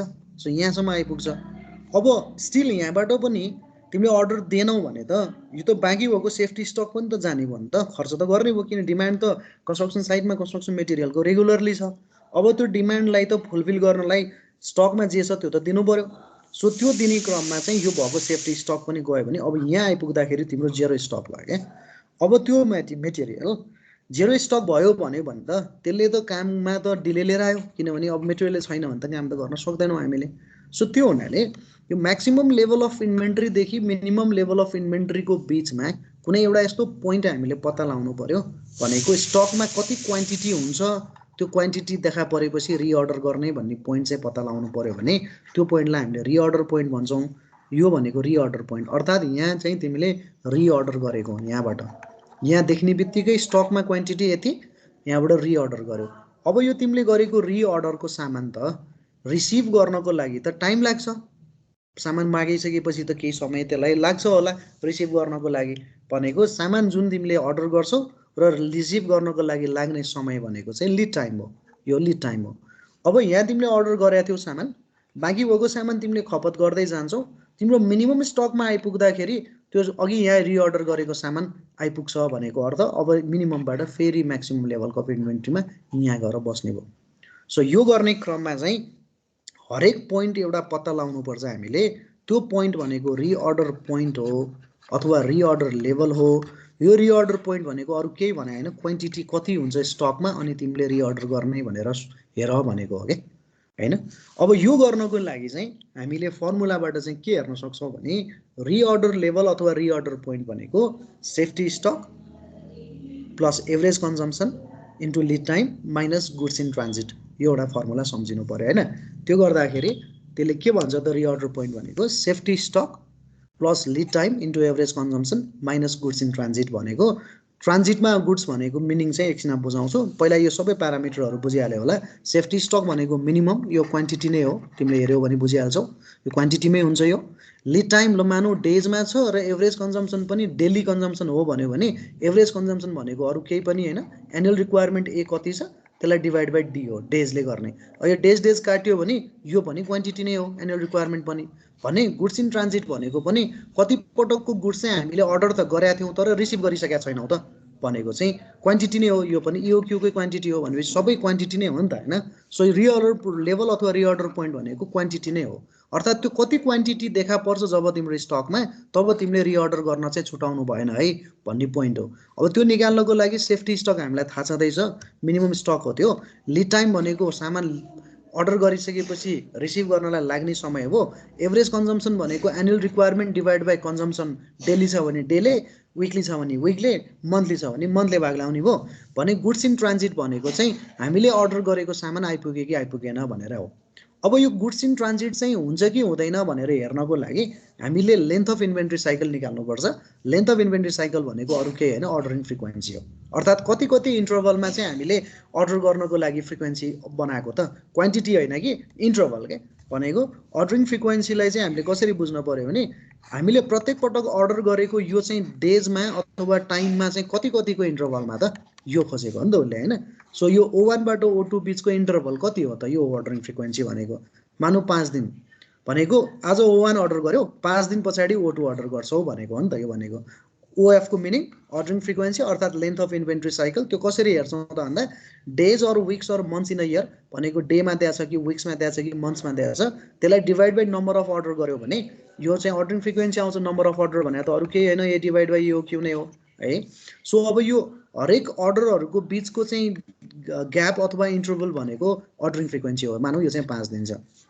अब हाम्रो लिड टाइम किन इम्पोर्टेन्ट यसमा हेर्नुपर्छ त जिआइटी निकाल्नलाई भने लिड टाइमको ड्युरेसनले गुड्स इन ट्रान्जिट हुन्छ कि हुँदैन भन्ने कुरालाई यसले बुझाउँछ। सो मानौ लिड टाइम चाहिँ तिम्रो 3 दिन छ भने त आज तिमीले यहाँ अर्डर गरेको O1 त यो 1 दिन 2 दिन 3 दिनमा त तिमीले रिसिभ गर्छौ नि त O1 त यहाँ हैन। भनेको O2 अर्डर गर्ने बेलामा त तिमीले O1 त रिसिभ गरिरहेका सक्छौ। O2 अर्डर गर्ने बेला O1 आइसकेको छ हामीसँग भने त्यस्तै गरी O2 आज यहाँ 5 दिन पछाडि यहाँ अर्डर गर्यो, त्यो पनि 1 दिन 2 दिन 3 दिन गरेर यहाँ O2 आइपुग्छ ल। भने एभ्री पटक तिमीले नयाँ अर्डर गर्दाखेरि अघिल्लो पटकको अर्डर रिसिभ गरिसक्छौ भने यसमा गुड्स इन ट्रान्जिट छैन। अर्थात् हामीले अर्डर गरेको सामान हामीले रिसिभ नगरिसकेको होइन, सबै गरिसकेका हुन्छ भनेको। तर त्यो हेर्नको लागि के गर्नु पर्यो भने लिड टाइम र अर्डरिङ फ्रिक्वेन्सीको कम्पेरिजन गर्नु पर्यो। अब सिम्पल कुराबाट हेर्दाखेरि चाहिँ यदि ordering frequency is greater than lead time हुन्छ भने त्यसमा नो जिआइटी, सामानै चाहिँ जिआइटीमा हुँदैन। अर्थात् अर्डर गरेको चिज हामीले रिसिभ गरेको छैन भन्ने चिज हुँदैन, सबै चाहिँ सामान है आइसकेको हुन्छ, कतै चाहिँ अड्केको छैन, हामीले रिसिभ गर्न बाँकी कुनै पनि छैन भन्ने बुझिन्छ। तर जब चाहिँ lead time is greater than ordering frequency हुन्छ, greater than or equal to ordering frequency हुन्छ भनौँ, अथवा ग्रेटर देनै भनेर बुझन, यो त ordering frequency equal to or greater than एलटीले नो जिआइटी भन्नलाई नै सिग्निफिकेन्ट हुन्छ। So LT greater than ordering frequency हुन्छ भने त्यहाँ जिआइटी हुन्छ। कसरी हुन्छ भने मानौ लिड टाइम चाहिँ अब यो 3 दिनको सट्टा तिम्रो 6 दिन हुन्छ भने के हुन्छ त भन्दा तिमीले यहाँ O1 जुन अर्डर गरेका थियौ यो O1 यहाँ अर्डर गरेको O1 अब यहाँ आइपुग्दैन के। यो O1 चाहिँ कहाँ आइपुग्छ त भन्दा यो 5 दिन भइ नै हाल्यो, यहाँबाट आइपुग्यो के। यो O1 भयो, यो भनेको 6 दिनमा आइपुग्यो सामान। लिड टाइम चाहिँ यदि 6 दिन छ भने भनेपछि O2 तिमीले अर्डर गर्ने बेलामा O1 त रिसिभ गरेका छैनौ भनेपछि एकपटकको अर्डर त तिमीले प्राप्त गरेका छैनौ नि त। त्यस्तै गरेर O3 अर्डर गर्ने बेलामा O2 आउँदैन, किन भन्दा O2 त तिमीले यहाँ अर्डर गरिसकेपछि यसको 6 दिनमा मात्र आइपुग्छ, यतातिर आइपुग्छ भने यहाँ आइपुग्छ O2 त। अब भनेपछि O3 अर्डर गर्ने बेला O2 तिमीले रिसिभ गरेका छैनौ, O2 अर्डर गर्ने बेला O1 रिसिभ गरेका छैनौ भनेपछि लिड टाइम जब चाहिँ अर्डरिङ फ्रिक्वेन्सी भन्दा ग्रेटर हुन्छ त्यहाँ GIT हुन्छ। तर अब यो चिजलाई चाहिँ हामीले कसरी बुझ्नु पर्यो त भन्दा यो लिड टाइम चाहिँ अर्डरिङ फ्रिक्वेन्सी भन्दा चाहिँ ठुलो हुने बित्तिकै GIT त हुन्छ भन्यौँ, तर कति पटकसम्म ठुलो भयो भने कति पटकको गुड चाहिँ हामीले रिसिभ गर्दैनौँ भन्ने कुरालाई बुझ्नु पर्यो। So if lead time is greater than ordering frequency up to 2 times भयो भने अर्थात् 2 पटकसम्म ठुलो भयो भने भनेको अर्थ मानौ अर्डरिङ फ्रिक्वेन्सी 5 दिन छ, 5 दिनलाई इन्टु 2 गरेर 10 दिन भनेको लिड टाइम चाहिँ 10 दिनसम्म छ भने तिम्रो एक पटकको गुड्स चाहिँ तिमीले रिसिभ गर्दैनौ भनेको। हेर त LD 6 दिनलाई होइन तिमीले 7 राख्यौ भने पनि 8 राख्यौ भने पनि 9 राख्यौ भने पनि 10 राख्यौ भने पनि कुरा एउटै नै हुन्छ के। तर तब जब चाहिँ लिड टाइम तिम्रो 10 को सट्टा 11 हुन्छ नि त्यो हुने बित्तिकै के हुन्छ हेर त O1 तिमीले यहाँ अर्डर गरेको सामान यो 5 दिन यो 5 दिन 10 दिन 11 दिन यतातिर मात्र आइपुग्छ O1 भनेपछि अप टु 2 टाइम्स भयो भने एकपटकको एउटा अर्डर अड्क्यो अथवा हामीले रिसिभ गरेनौँ, अर्डर 1 भनेको EOQ नै हो नि हैन। सो त्यसै गरी अप टु 3 टाइम्स भयो भने 2 पटकको गुड्स हामीले चाहिँ प्राप्त गरे हुँदैनौँ, अप टु 3 टाइम्स भयो भने 2 पटकको, अप टु 4 टाइम्स भयो भने 3 पटकको, यसरी चाहिँ N-1 टाइम्ससम्म चाहिँ EOQ चाहिँ हामीले रिसिभ गरे हुँदैनौँ भने चाहिँ यसलाई चाहिँ GIT को हिसाबले बुझ्नु पर्यो है। सो यो कुरा चाहिँ यति बुझिसकेपछि यो रिअर्डर पोइन्ट र लेभललाई बुझ्नलाई गाह्रो कुरा केही पनि हुँदैन। सो अप टु 2 टाइम्स भनेको अर्थ चाहिँ तिमीले केही गर्नु परेन, अर्डरिङ फ्रिक्वेन्सीलाई इन्टु 2 गर अनि लिड टाइमसँग कम्पेयर गर के। लिड टाइम चाहिँ त्यो भित्र पर्छ भने एक पटकको भयो, यदि इन्टु 3 गर्दाखेरि भित्र पर्छ भने 2 पटकको भयो, त्यसरी चाहिँ हेर्न सकिन्छ है त। ठिक छ।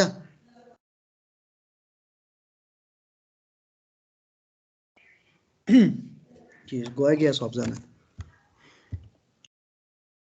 ठिक छ सर, ठिक छ सर, ठिक छ। त्यही हो नि हजुर। यो ब्रिकहरु या यति कन्फर्म टु आइएस समथिङ भनेर लेख्नु पर्छ कि नै? पर्छ स्पेसिफिकेसन लेख्ने भनेपछि अनि के चाहिँ ल्याङ्ग्वेजमा नत्र कसरी देखाउने त अस्मिता?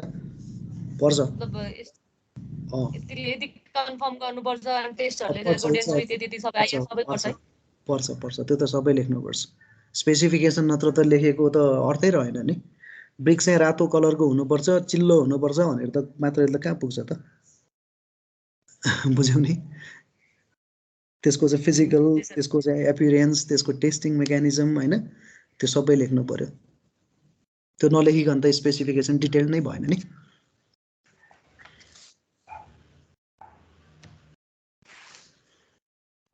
सर यो मोटिभेसन थ्योरीको अलिकति भनिदिनु न। मोटिभेसन थ्योरीको र कुन चाहिँ वाला थ्योरी भन त? त्यो दुईटै ल म त्यसलाई फेरि स्लाइडमा लिएर जान्छु है। थ्योरी एक्स थ्योरी वाइ पनि भनिदिनु है त्यहीसँगै। नवीनले क्वेसन चाहिँ गर्न जानेछ है, थपिदिइहाल्छ हैन।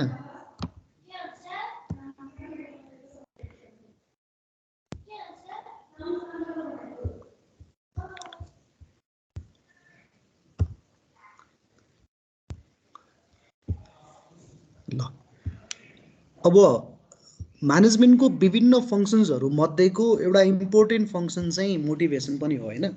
सो पहिला अलिकति ब्याकग्राउन्डको कुरा बुझौँ अनि त्यसपछि हामी थ्योरीमा जानु ठिक हुन्छ। सो मोटिभेसन भन्ने एक्चुअली शब्द चाहिँ मुभर भन्ने शब्दबाट डिराइभ गरेको शब्द हो के। सो मुभर भन्ने शब्दले चाहिँ के बुझ्छ त भन्दा अथवा के बुझाउँछ त भन्दा त्यो चाहिँ टु मुभ अर्थात् अगाडि बढ्नको लागि भन्ने मतको गर्छौँ हैन। अब हामीले बुझ्ने सिम्पल भाषामा चाहिँ मोटिभेसनलाई के हेर्छौँ त भन्दाखेरि यो चाहिँ कुनै एउटा इन्डिभिजुअल व्यक्तिको विलिङनेस टु वर्क हो क्या। विलिङनेस टु डु समथिङ भनौँ न, विलिङनेस टु डु हैन। विलिङनेस टु डु भन्ने चिजले चाहिँ त्यो व्यक्तिलाई मोटिभेट गर्छ भन्ने थ्योरीबाट प्रतिपादन गरेर मोटिभेसनका थ्योरीहरू आएको छ। अब मानौँ हामी एउटा इन्डिभिजुअल व्यक्तिलाई मोटिभेसन कसरी हुन्छ भनेर चाहिँ बुझ्नु त जरुरी नै छ, तर त्यो सँगसँगै चाहिँ त्यो इन्डिभिजुअल व्यक्ति त कुनै अर्गनाइजेसनमा आबद्ध हुने मान्छे हो नि त।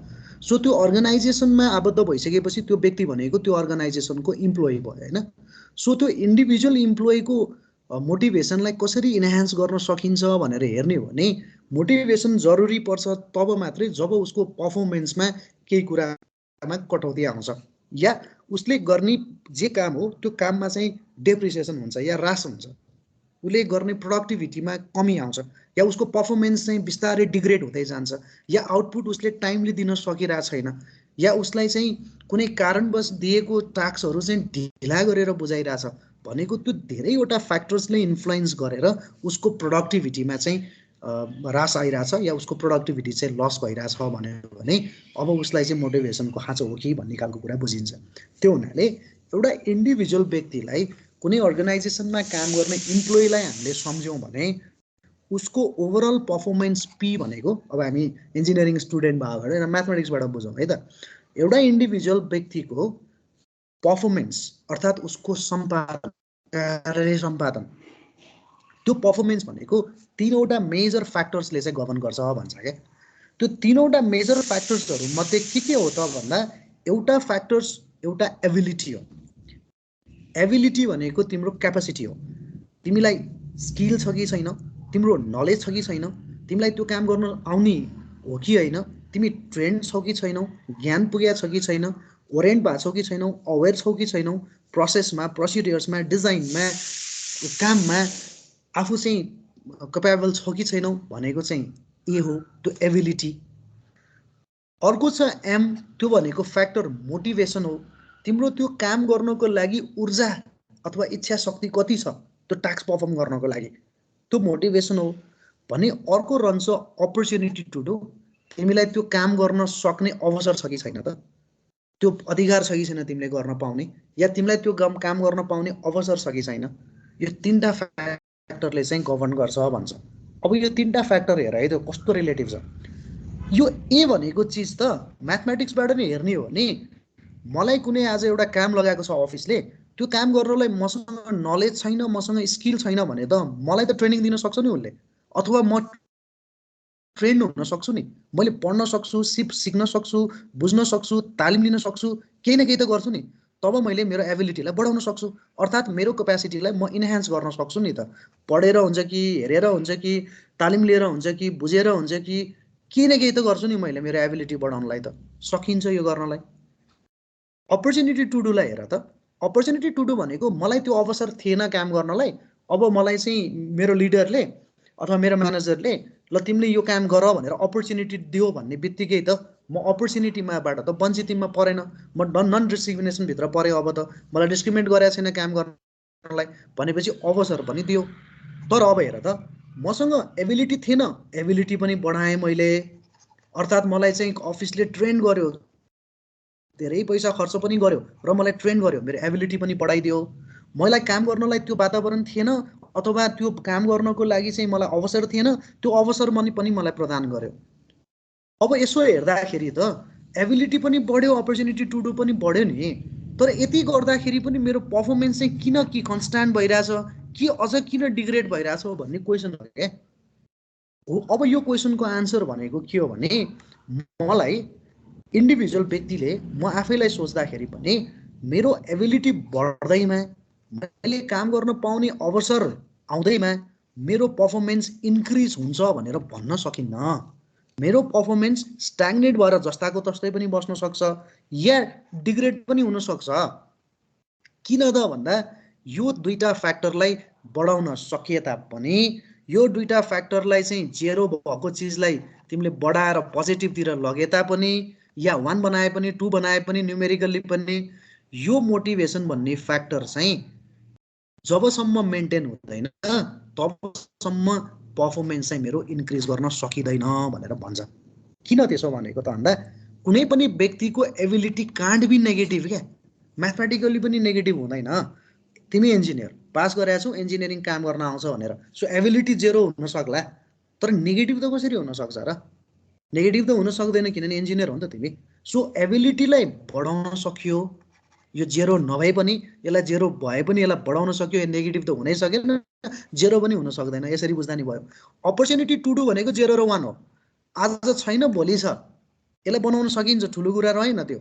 तर यो मोटिभेसन भनेको यस्तो फ्याक्टर हो जुन फ्याक्टर चाहिँ जेरो त ठिकै हुन्थ्यो होला, ऊ नेगेटिभ सुद्ध हुनसक्छ।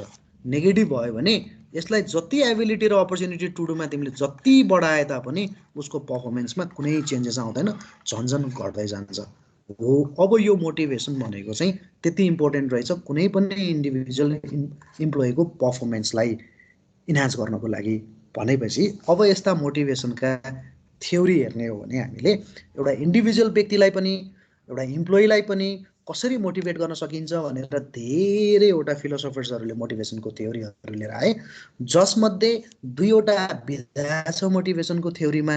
एउटा विधाले कन्टेन्ट थ्योरीमा जोड दिन्छ, अर्को थ्योरीले प्रोसेस थ्योरीमा जोड दिन्छ।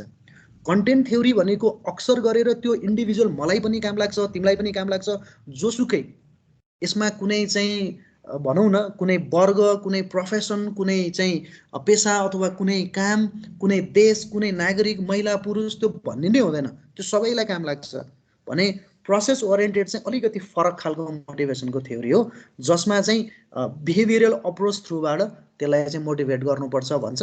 यो हाम्रो कोर्समा पढ्नु पर्दैन प्रोसेस थ्योरी, हामीले पढ्ने कन्टेन्ट थ्योरी भित्रको हो। सो कन्टेन्ट थ्योरी भित्रको चाहिँ 2वटा महत्त्वपूर्ण थ्योरिजहरू हामीलाई पढ्नु पर्यो। त्यो मध्येको एउटा भनेको मास्लोको निड हायरार्की थ्योरी हो र अर्को भनेको हर्जबर्गको मोटिभेटर हाइजिन थ्योरी अथवा फ्याक्टर 6 र फ्याक्टर 10 को थ्योरी, या एक्सट्रिन्सिक निड र इन्ट्रिन्सिक निडको थ्योरी पनि भन्न सक्छौँ हामीले। यो कन्टेन्ट थ्योरी अफ मोटिभेसन चाहिँ एकदमै युनिभर्सलिस्टिक थ्योरी हो, यसलाई जहाँ पनि एप्लिकेसन गर्न सकिन्छ, एप्लाई गर्न सकिन्छ। अब यो कन्टेन्ट थ्योरी अन्तर्गतको पहिलो थ्योरी भनेको मास्लोको निड हायरार्की थ्योरी। मास्लो अर्थात् एब्राहम मास्लो यसको प्रतिपादन गर्ने व्यक्ति हुन्। यिनले भनेको थ्योरी के हो त भन्दा यो क्लिनिकल्ली डिराइभ छ, मान्छे मोटिभेट निड पुरा गर्नलाई हुन्छ। जब मान्छेलाई निड हुन्छ त्यो निड पुरा गर्नको लागि ऊ मोटिभेट हुन्छ भनेर भन्छन् यिनले। हरेक हायर निड्स प्रति चाहिँ मान्छे चाहिँ लालायित हुन्छ र ऊ हरेक हायर निड्सलाई पुरा गर्नको लागि ऊ मोटिभेट हुँदै जान्छ स्टेजै पछि।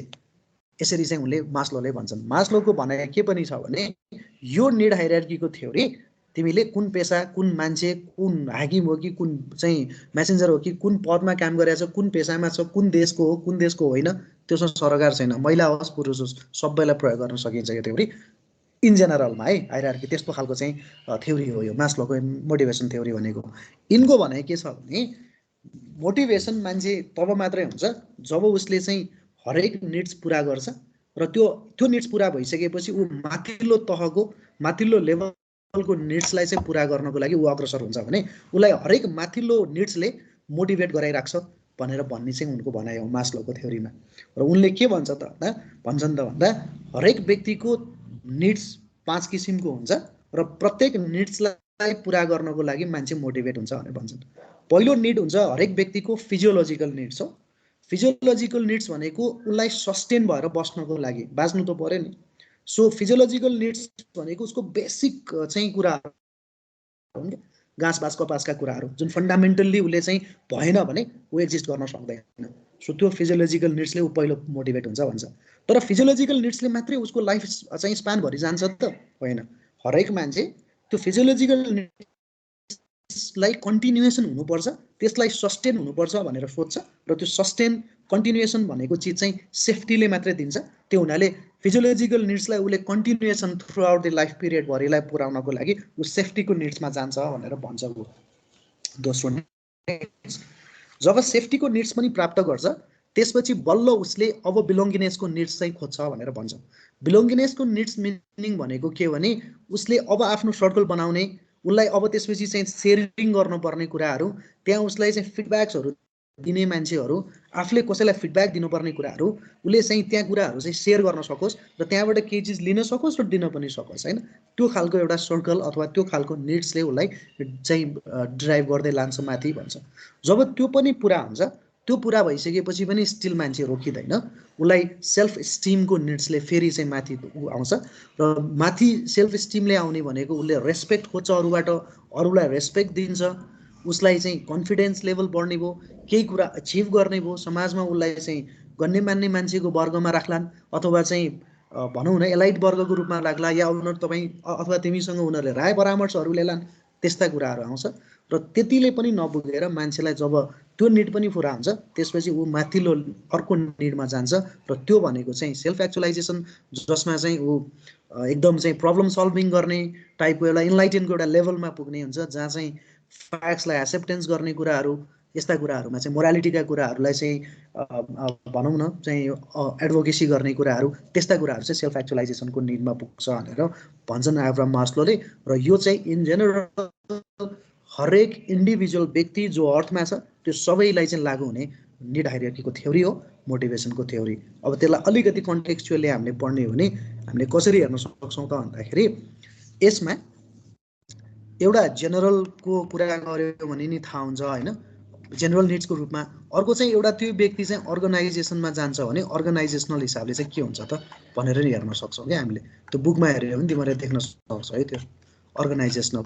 जस्तै जेनरलमा भन्यो भने उसले चाहिँ भनौँ न उसलाई सस्टेनेन्स गर्नको लागि अथवा चाहिँ फिजियोलोजिकल रूपमा आउने चिजहरू भनेको त्यो भयो। त्यसपछि चाहिँ सस्टेनेन्स गर्नको लागि अथवा त्यसलाई कन्टिन्युएसन गर्नको लागि चाहिँ यो त बेसिक निड्स भइहाल्यो। यो बेसिक निड्स पुरा गर्नको लागि हरेकचोटि चाहिँ उसले त्यो प्राप्त गरिराख्नको लागि लाइफ पिरियडभरि ऊ सस्टेनेन्स हुने भयो। त्यसपछि उसले चाहिँ फ्रेन्ड्सहरू हेर्ने भयो, आफ्नो चाहिँ साथी सर्कलहरू होइन।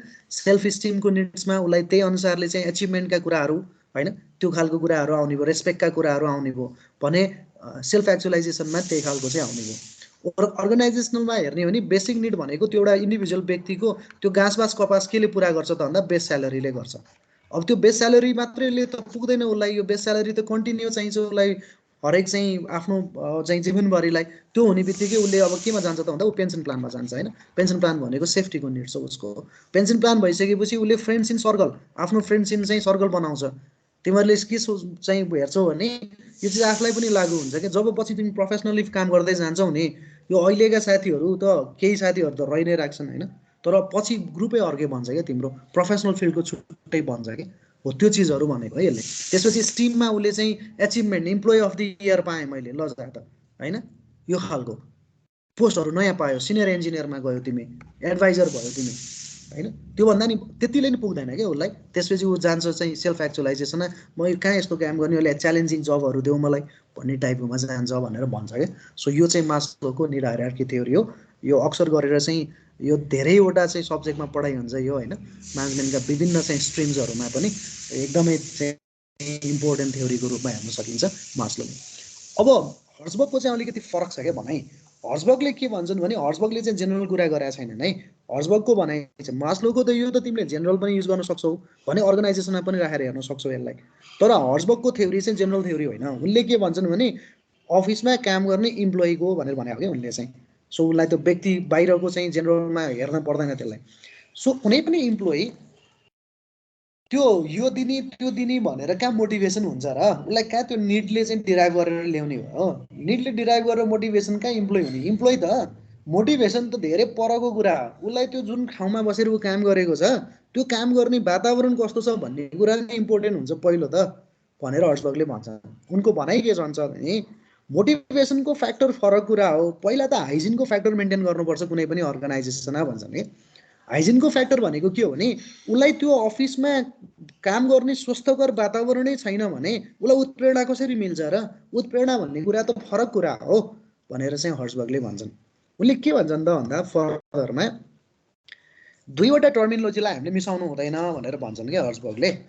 उनले के भने त भन्दा एउटा टर्मिनोलोजी हो जबको डिसेटिस्फ्याक्सन अर्थात् नेगेटिभ, अर्को चाहिँ टर्मिनोलोजी हो जबको सेटिस्फ्याक्सन अर्थात् पोजिटिभ। किनभने एउटा लाइन हेरौँ न, हामी त इन्जिनियरिङ पढेर नि त होइन, यो एउटा लाइन हेरौँ, यो जेरोको लाइन ल, यो भनेको यस्तो स्टेट हो कि यो स्टेटमा जब्स डिसेटिस्फाई पनि छैन कुनै पनि इम्प्लोइ, अथवा त्यो इम्प्लोइ एउटा इम्प्लोइको कुरा गर्दैछु मैले, त्यो इम्प्लोइलाई हामीले चाहिँ यसरी चाहिँ ग्राफिकली डिनोट गरौँ न।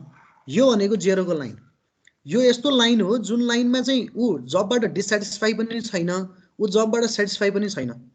त्यो एउटा त्यस्तो पोइन्ट अफ टाइम हो, त्यो एउटा त्यस्तो स्टेट अफ चाहिँ माइन्ड हो उसको होइन। त्यो एउटा स्टेट त्यस्तो स्टेटमा छ जुन स्टेटमा उसलाई जागिरप्रति चाहिँ वितृष्णा पनि छैन, आशा पनि छैन, तर खाइरहेछ जागिर भने अब यो जेरो जुन चाहिँ पोइन्ट छ यो भन्दा यता त ल्याउनै नै भएन, यता आउने बित्तिकै नेगेटिभ हुन्छ, लानुपर्ने यतापट्टि हो, पोजिटिभ बनाउनु पर्यो उसलाई।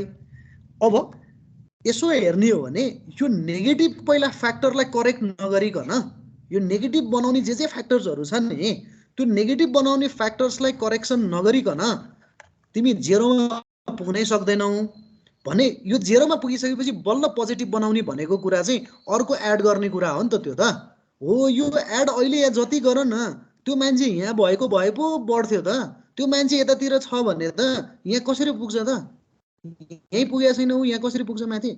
त्यो हुनाले पहिला यो नेगेटिभ भएका फ्याक्टर्सहरू जे जति छन् डिसस्याटिस्फ्याक्सनका ती फ्याक्टर्सहरूलाई करेक्ट गर पहिला, अनि बल्ल ऊ यहाँ स्टेटमा आइपुग्छ।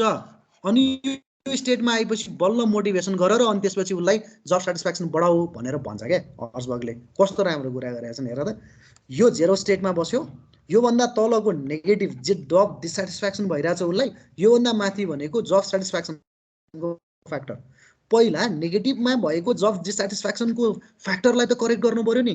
जब डिसस्याटिस्फ्याक्सनको फ्याक्टरलाई के पनि नगर्ने, सेटिस्फ्याक्सनको लागि मात्रै बढायो भने त यो त कहिले नि बढ्दैन, कहिले मोटिभेट हुँदैन नि त्यो मान्छे त। सो पहिला यो जब डिसस्याटिस्फ्याक्सनको फ्याक्टरलाई करेक्ट गर भनेको उसले त्यो भनेको। र यो भनेको फ्याक्टर 10 हो है।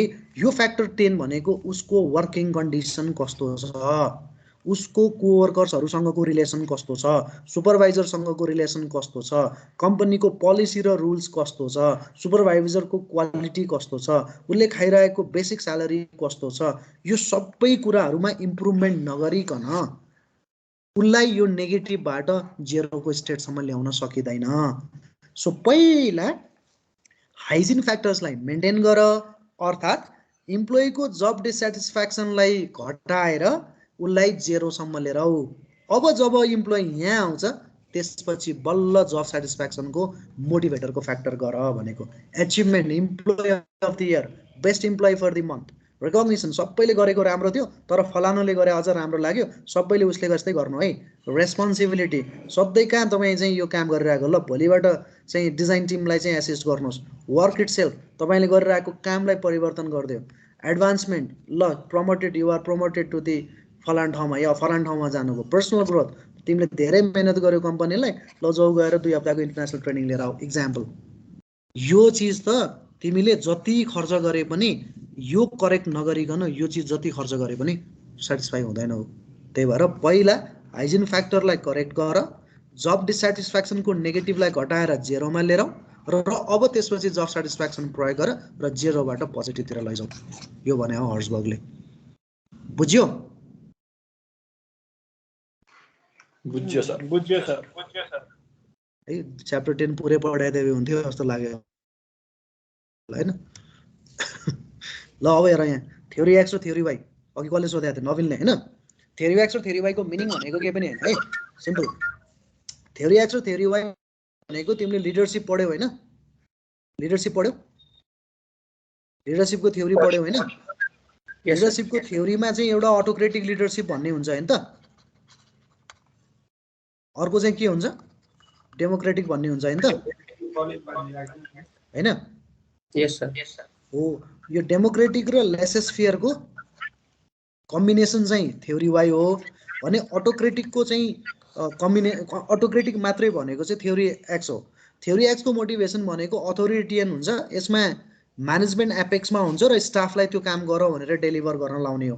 त्यही भएर यसलाई थ्योरी एक्स भनेर भनेको म्यानेजमेन्ट चाहिँ एपेक्समा भयो, सबै कन्ट्रोलिङ गर्ने म्यानेजमेन्टको काम हो, पोलिसी बनाउनेदेखि लिएर एभ्रिथिङ म्यानेजमेन्टले गर्छ।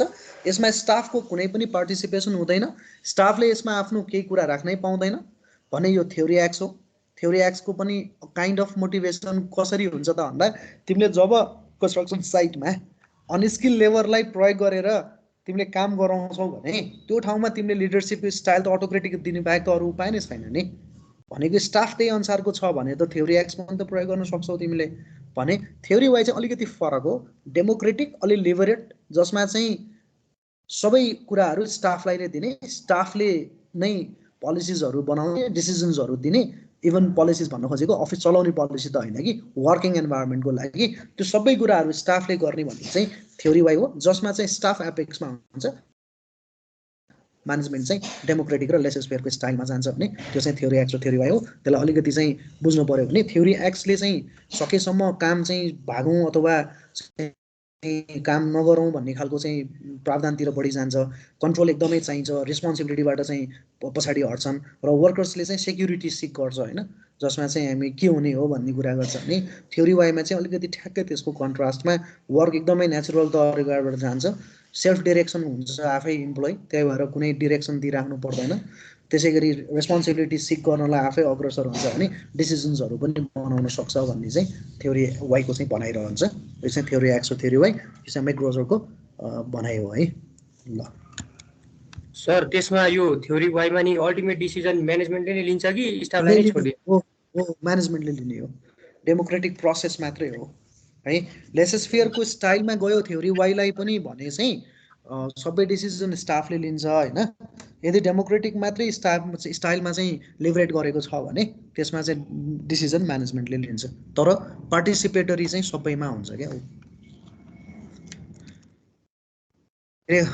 उसको थ्योरी छ नि त यहाँ, यो हेरे होला नि तिमीले होइन, यो लिडरसिपको स्टाइलमा यहाँ हेरेछौ नि, यसैमा त हो नि।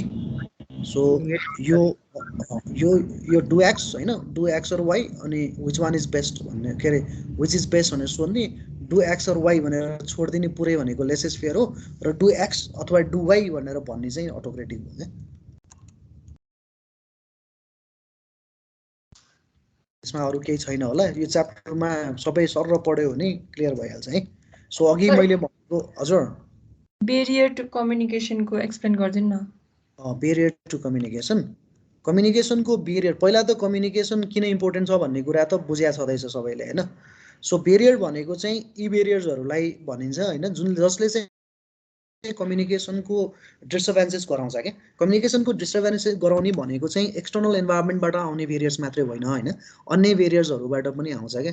जस्तै फिजिकल बेरियर्सहरू भनेको चाहिँ साइट एकदमै टाढा टाढा छ अनि एक ठाउँबाट बसेर कन्ट्रोल गर्नुपर्ने छ भने फिजिकल्ली त्यो टाढा भएको कारणबाट पनि हामीले बेरियर्सहरू चाहिँ प्राप्त गरेर आउन सक्छौँ, जसको कारणले कम्युनिकेसनको फ्लो चाहिँ स्मुथली चाहिँ एक्जिक्युट नभइरहेको पनि हुनसक्छ होइन।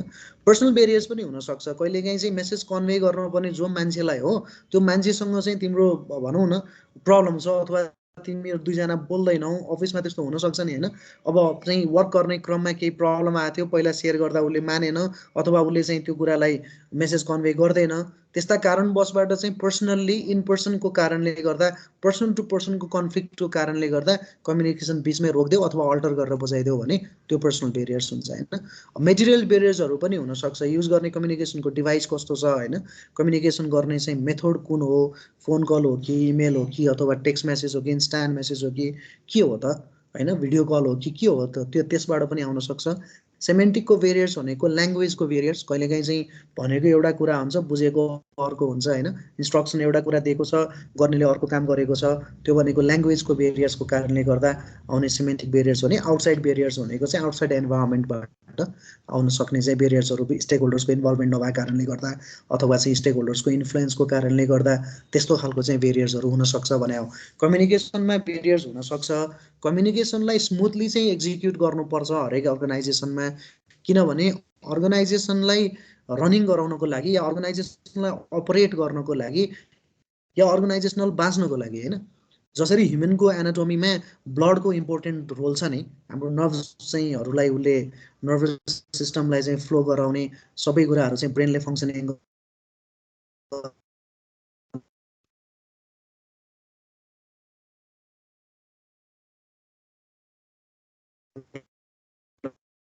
जसरी ब्लडको काम छ भयो।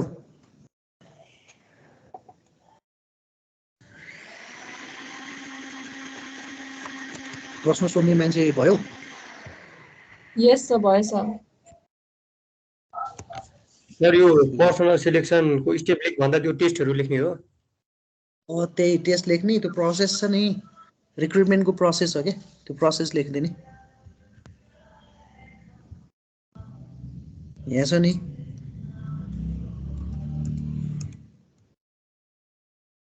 यो त टाइप्स अफ टेस्ट हो, यो लेख्ने होइन। यहाँ छ नि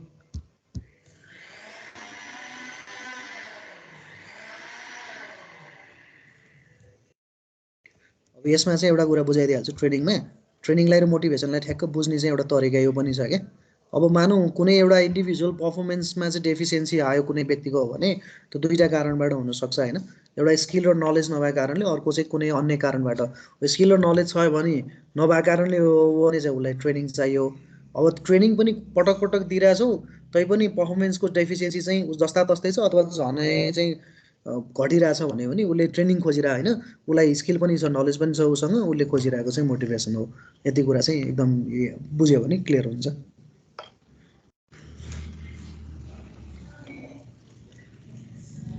यो च्याप्टरमा केही छ अरू नत्र यसलाई बिट मारेँ मैले?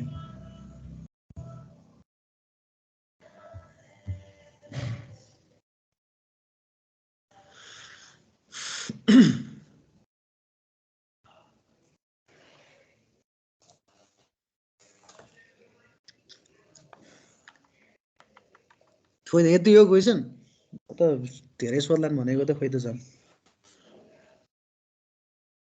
सर। हजुर तर यो भ्यालुएसनमा चाहिँ त स्टोरी दिएको छ भने त्यसले मल्टिप्लाई गर्नुपर्छ कि पर्दैन?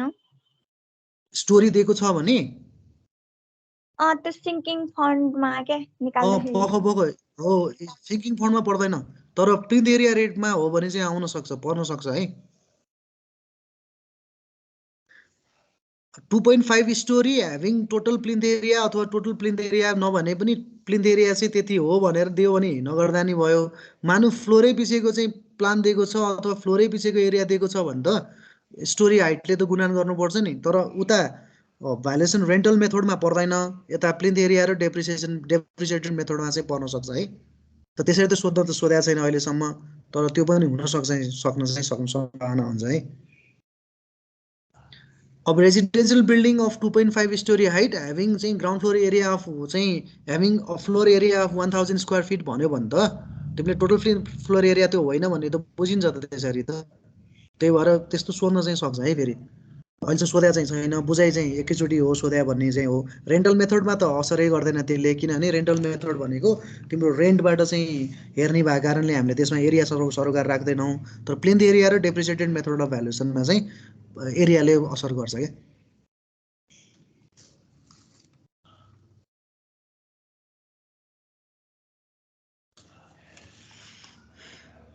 भयो रञ्जना?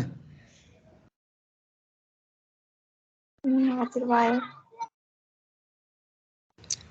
सर यो building codes and quality control भन्ने छ नि, यसमा चाहिँ अब जस्तै हाम्रो एनबिसी यति बस 111 ले स्टिलको कुरा गरेको छ, 112 ले चाहिँ टिम्बरको कुरा गरेको छ, सबै लेख्नुपर्छ? त्यसरी सबै नलेख। नेसनल बिल्डिङ कोडलाई 4वटा हायरार्कीमा चाहिँ बाँडेको छ भनेर लेख्नु पर्यो अस्मिता होइन। 4वटा पार्ट छ त्यसको, पार्ट 1 देखि पार्ट 4 सम्ममा। त्यो हरेक पार्टभित्र चाहिँ विभिन्न इन्डिभिजुअल कोड्सहरू छ। त्यो इन्डिभिजुअल कोड्सले डिजाइन रिक्वायरमेन्टको, architectural design requirement, structural, electrical, सेनिटरीदेखि लिएर एभ्रिथिङहरू त्यसैभित्र छ। त्यो हुनाले use of the national building code भनेको चाहिँ कन्स्ट्रक्सनको क्वालिटीलाई इन्हान्स गर्नको लागि फ्रम दि प्लानिङको स्टेपदेखि डिजाइनदेखि कन्स्ट्रक्सनसम्मलाई काम गर्छ भनेर लेख्नु पर्यो। अब यसले यो कोडले यो भन्छ, यो कोडले यो भन्छ भनेर लेखिराख्नु पर्दैन।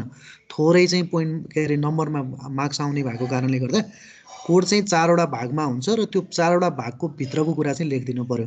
पार्ट 1 भनेको इन्टरनेसनल स्टेट अफ आर्ट भयो, पार्ट 2 भनेको प्रोफेसनली इन्जिनियर बिल्डिङ भयो, पार्ट 3 भनेको म्यान्डेटरी रुल अफ थम्ब भयो भने पार्ट 4 भनेको चाहिँ गाइडलाइन्स फर रिमोट चाहिँ बिल्डिङ भनेर छ नि, हो त्यो चाहिँ लेख्नु पर्यो क्या। त्यसले चाहिँ किन त्यसो गर्छ त भन्दा नेसनल बिल्डिङ कोड भनेको नेसनल कोड भयो, यसलाई चाहिँ जहाँ बनाए पनि कोड प्रयोग गर्नुपर्छ। टाइप्स अफ द बिल्डिङको आधारमा हामीले कोडलाई युज गर्ने हो। त्यो हुनाले चाहिँ थ्रु आउट द कन्ट्रीमा चाहिँ जस्तो बिल्डिङ बनाए पनि नेसनल बिल्डिङ कोड चाहिँ फलो गर्नुपर्ने भएको हुनाले कन्स्ट्रक्सनको क्वालिटीमा, डिजाइनको क्वालिटीमा यसले चाहिँ इन्हान्स गर्छ। त्यसरी चाहिँ लेख्नु पर्यो क्या आन्सर। ओपन क्वेसन हो नि त त्यो त, तर लेख्ने चाहिँ त्यसरी हो। हजुर सर।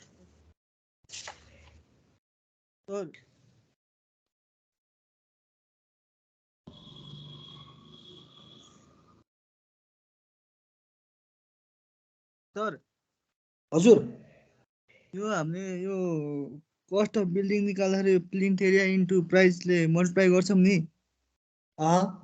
हो त्यहाँनिर 2 स्टोरी बिल्डिङ भन्यो भने 2ले मल्टिप्लाई गर्नुपर्छ पर्दैन? हो त्यही अघि सोधेको थियो नि त रञ्जनाले, त्यसरी चाहिँ सोध्दैन, सोधेको छैन अहिलेसम्म होइन। अनि अब सोधेर फ्लोर यो सोधेको छ? 2076 मा सोधे। हजुर क्वेसन पढ न के रहेछ एकचोटि क्वेसन देखाऊ त। पठाइदिन्छ सर। ए ल पठाइदेऊ न, गजब हुन्छ ल।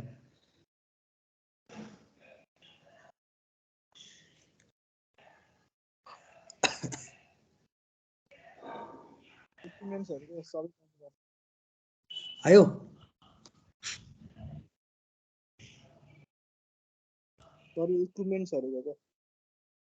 हजुर, इक्विपमेन्टको के भन्यो भन त। चित्र बनाउँछ, मैले चित्र बनाउनु त सिकाएको छैन, चित्र आफै बनाउन सक्छौ भनेर छोड्दा हो कि चित्र चाहिँ सोध्न सक्छ कि चित्र चाहिँ बनाउन सकिन्छ नि होइन। लाइन डायग्राम बनाउने हो, त्यस्तो च्याट्ट चाहिँ फोटोमा जस्तो छ त्यस्तो बनाउनु पर्दैन। तर अब सिफ्ट फुटेड रोलर सोधेको छ भने स्टिल ड्रम रोलर चाहिँ बनाइदिनु भएन साथीहरूले। ब्याकहो सोधेको छ भने एक्साभेटर बनाइदिनु चाहिँ भएन, डोजर बनाइदिनु चाहिँ भएन होइन। तर अब लाइन डायग्राम चाहिँ बनाउनु पर्छ है। प्र्याक्टिस गरेको छ चित्र बनाउन?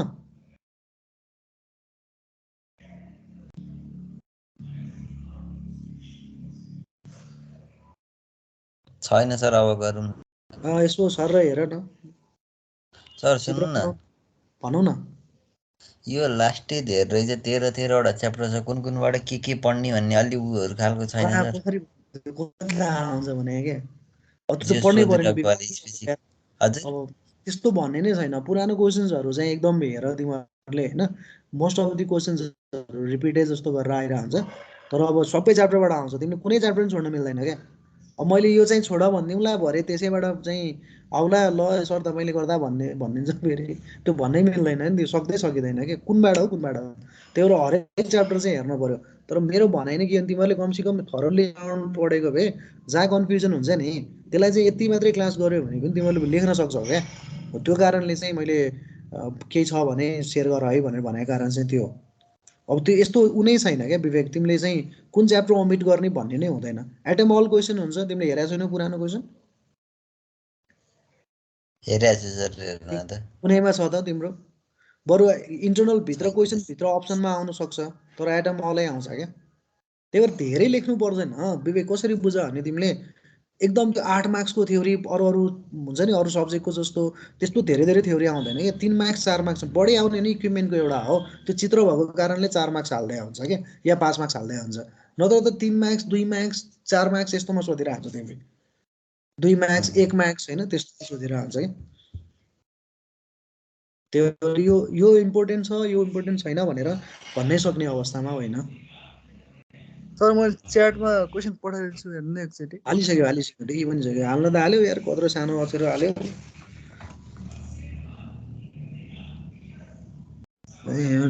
गाइड पढेर बसेको रहेछ यो त। पढ्नै गएको यार, कस्तो ल्यान्डस्केपमा नपठाएर के गरेर पठायो होला यो। म डाउनलोड गरेँ ल।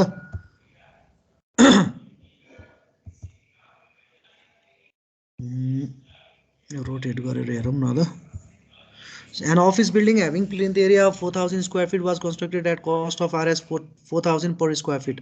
The building is 2-story RCC structure on a 400 square feet plot. The cost of land is Rs. The office building is given on a monthly rental of अनि यसमा त अनि किन जरुरी भयो त भने यो त रेन्टल मेथड हो नि। रेन्टल मेथडमा चाहिँ तिमीलाई प्लिन्थ एरियाले चाहिँ के असर गरेछ सर?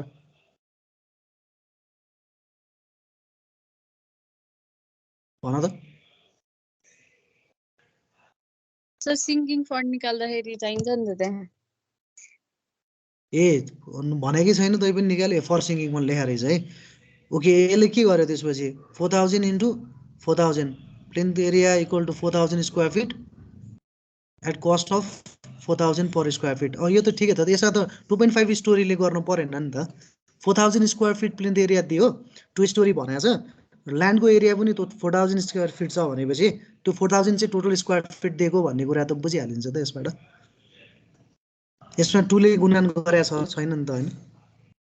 मैले भनेको चाहिँ केस त्यस्तो होइन क्या। मैले भनेको चाहिँ तिमीलाई मानु फ्लोर एरिया दियो प्रत्येक फ्लोरको भने त त्यस्तो एरिया त जोड्नु पर्यो नि। अथवा मानौ 2 स्टोरी बिल्डिङ भन्यो जसको चाहिँ ग्राउन्ड फ्लोर 1000 स्क्वायर फिट छ भन्यो भने त तिमीले टोटल प्रिन्ट एरिया 1000 स्क्वायर फिटले पुग्यो त अब अब चाहिँ 2x2 गर्नु हो पर्यो त्यही हैन हो त्यस्तो त्यस्तो केसेस चाहिँ रेयरली आउँछ त्यस्तो आएको छैन अहिलेसम्म भनेको कारण त्यही हो क्या मैले यसमा त जरुरी नै भएन नि यसले त 4000 स्क्वायर फिट भनेपछि ल्यान्डको एरिया नि 4000 स्क्वायर फिट छ अब पुरै ल्यान्डको एरियामा 4000 100% कभरेज गरेर त बनाउनै मिल्दैन नि बिल्डिङ बाइलोजमा पढाएको छौ नि तिमीले त्यो भनेपछि त 4000 नै हो यसको प्लेथ एरिया टोटल स्टोरी हाइटको भनेर बुझ्नु पर्यो value of property on the for sinking fund 6% compound interest is prescribe sinking फन्डको लागि चाहिँ इन्ट्रेस्ट राख्दा रहेछ होइन so represent maintenance value of the property चाहिँ अरू त के छ र एज इट इज सधैँ पनि गर्न सकिहाल्छौ होइन हो त्यो कुरा चाहिँ क्लियर हो है तिमीहरूले उसले कसरी चाहिँ क्वेसन दिएको छ त्यसमा चाहिँ भर पर्छ है टोटल प्लिन्थ त्यही भएर मेरो चाहिँ कस्तो भने प्लिन्थ एरिया र डेप्रिसिएटेड मेथडमा सोधे पनि अथवा ल यसरी नै यस्तै खालकोमा आयो भने पनि तिम्रो टोटल प्लिन्थ एरिया भनेर चाहिँ टोटल भन्ने शब्द चाहिँ आउनुपर्छ क्या तब टोटल भन्ने शब्द आयो भने त्यो स्टोरी हाइट जति भए पनि टोटल चाहिँ प्लिन्थ एरिया अथवा बिल्डअप एरिया चाहिँ त्यति रहेछ भनेर बुझ्न सकिन्छ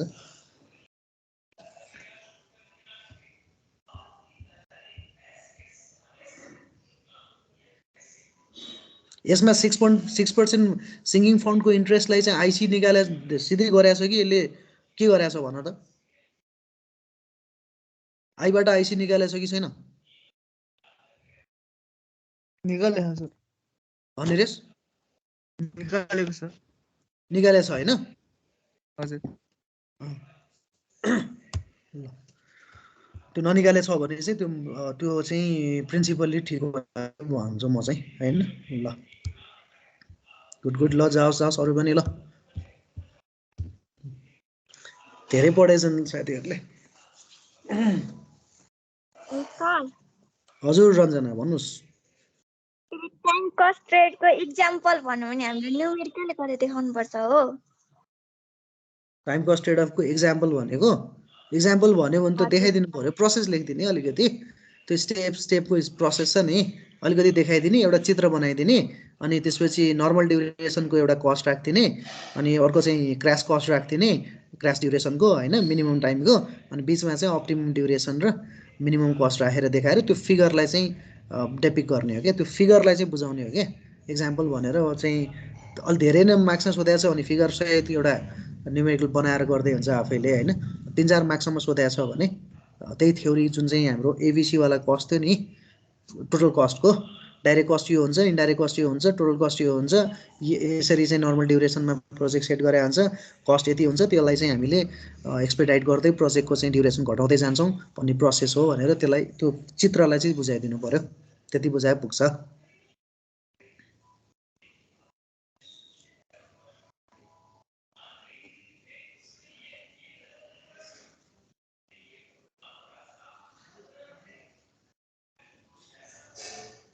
सुनिरहेको थियो रञ्जना हजुर सर सुनिरहेको छु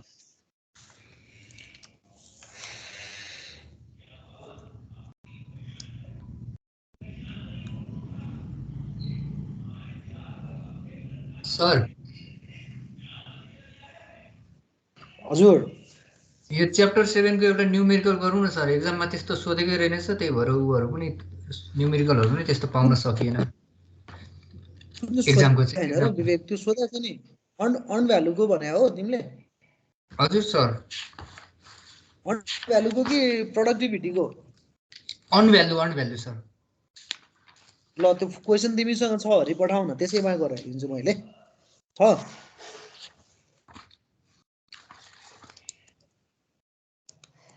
क्वेसनहरू सोधेकै छैन यो गाइडमा चाहिँ छैन सर अहिलेसम्म देखेकै छैन 2076 भाद्रसम्म सोधेकै छैन क्या न्युमेरिकल त्यहाँबाट ब्याकमा छ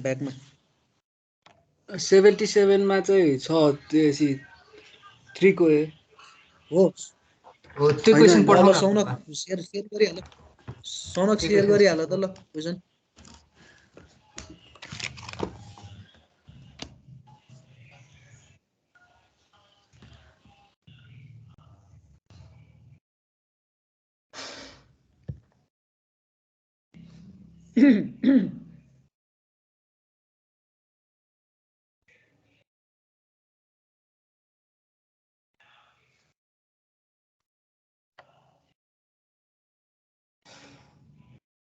टाइम कस्ट ट्रेड अफको र उसको इकोनोमिक अर्डर क्वान्टिटीको न्युमेरिकल त सबैजनाले प्र्याक्टिस गरेछ नि होइन? हजुर सर। अनि सर यो टाइम कस्ट ट्रेड अफको न्युमेरिकलमा हामीले यो क्रिटिकल पाथ कहिले चेन्ज गर्न पाउँदैन है? चेन्ज हुन सक्छ, अर्को थपिन सक्छ, अर्को त चेन्ज गर्न पाइएन, त्यो पाथलाई छोडेर अर्को चाहिँ बनाउन पाइएन। त जस्तो पाथ चाहिँ चेन्ज हुनु भएन लास्टैसम्म। त्यो पाथ चाहिँ चेन्ज हुँदैन, हुनु भएन भन्दा त्यो हुँदैन पनि के विवेक, त्यो हुनु भएन भनेर चाहिँ बुझाइ मात्रै रह्यो होइन, तर प्र्याक्टिकली हजुर, सोच्ने हो भने पनि त्यो हुँदैन पनि, किनभने क्रिटिकल पाथले नै प्रोजेक्टको ड्युरेसन डिपिक्ट गरेर हो नि त। फ्लोट नभएको वर्षमा ड्युरेसन इक्वल मात्र हुन पायो, चेन्ज चाहिँ हुन पाएन पाथ है। होइन त्यसरी बुझ्छ, ठिक हो। फ्लोट नभएको पाथ भनेको त्यही हो नि त। अब त्यो फ्लोट नभएको पाथलाई त ड्युरेसन घटाउने हो नि त हामीले होइन, चाहनै त्यही हो नि त हाम्रो। त्यही भएर त्यो बुझाइ जसरी गर्दा नि भयो।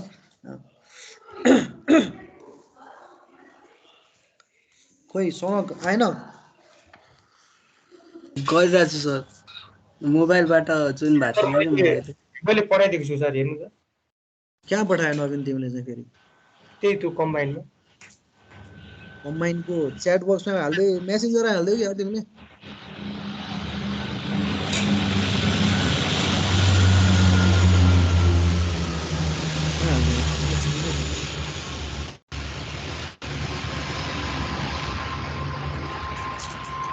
हाल्दै नमिल्ने हो।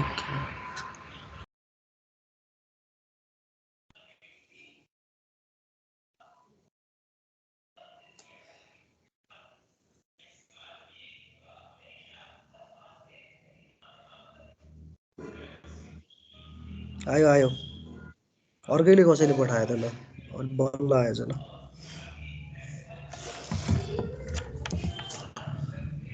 च्याट बक्स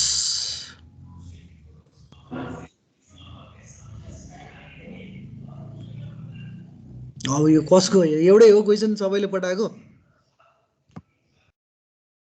सर त्यहाँ दुई खाले क्वेसन छ। दुई खाले भयो नि, कुरा एउटै त होला नि। कुन चाहिँको गरौँ ल, कसको गरौँ भनौँ नि त, सागरको कि नवीनको कि सोनकको? तपाईँलाई जसको मन लाग्छ त्यसको गरौँ न सर। नवीनको गर्नु सर, नवीनको। एउटा मेरो गर्छु, एउटा जसको पनि गर्छु। कस्तो कडा यार। अनि नवीनले त पुरा पठाएन जस्तो छ, पछाडि पनि त होला नि कि यति नै हो? नवीन फेरि पठाइदियो। ए नवीन तिम्रो क्वेसनै अपुरो आयो, छोड्दो तिम्रो के गर्दैन। के के भयो? के गर्नु न, त्यो अर्को त नर्मल छ। अनि कहाँ क्वेसन यति मात्रै हो त? एबिसी को पनि त लेखा होला नि। ए यो त यो अर्को वाला रहेछ। ल ल प्रोजेक्ट इन्जिनियरिङमा गर्न चाहिँ गराएको थियौँ यस्तो। के भयो त यसमा गाह्रो चाहिँ के देख्यो त त्यस्तो? यसमा सर एस कर्भ बनाएर त्यो भ्यालुहरु निकाल्नु पर्यो हैन, एसी हो त, सीडब्ल्यूपी हरु सबै 10 आवर्सको लागि। ठ्याक्कै त्यही हो। ल डाउनलोड गरेर बसेछ नि। पर्छ है, म प्रोजेक्ट गर्छु ल। तिमीहरू खानासाना खाएर बसे जस्तो लाग्यो मलाई हो। होइन सर, खाजा खाएर। त्यही भने मलाई भोको राख्ने विचार गरे जस्तो लाग्छ मलाई तिमीहरूले। अनि ब्रेक लिएर एकछिनमा गरौँ न सर, क्वेशन धेरै नै छ आज। ए बा, अझ त्यस्तो पनि हो?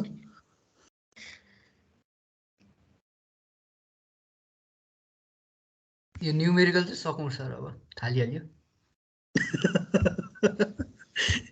सही हो विवेक, सही हो। हिजो गोले हानेन यार, मेसीले बर्बाद गर्यो त आज बिहान। ल यो क्वेसन हैन?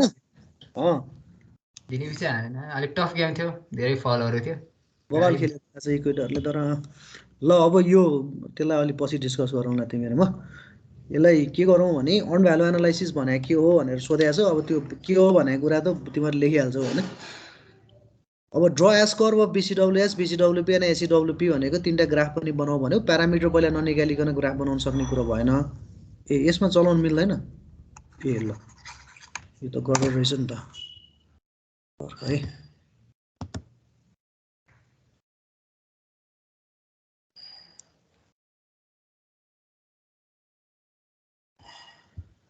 फोटोमा त गर्नै मिल्दो रहेछ त। एडिटर क्रिएट गरे हुन्छ होला सर त्यसमा एडिट गर्न। हेर्दै मैले एकछिन छोड्दै मैले यसलाई अन्तै कपी गरेँ एकछिनलाई।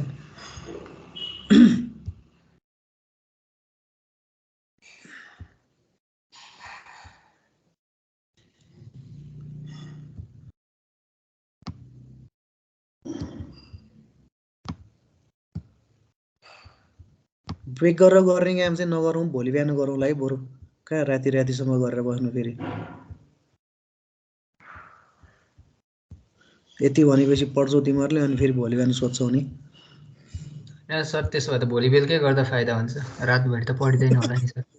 रातभरि पढिँदैन होइन, सही हो सही हो। ल ओके, सो यसमा छ नि यसले हामीलाई के सोध्यो भने अर्न भ्यालुको एनालाइसिस गर या पर्सेन्टेजमा दिइरहेको छ कम्प्लिसनको हिसाबले र अनि त्यसैलाई चाहिँ ड्र पनि गर भनेर भनिरहेछ होइन।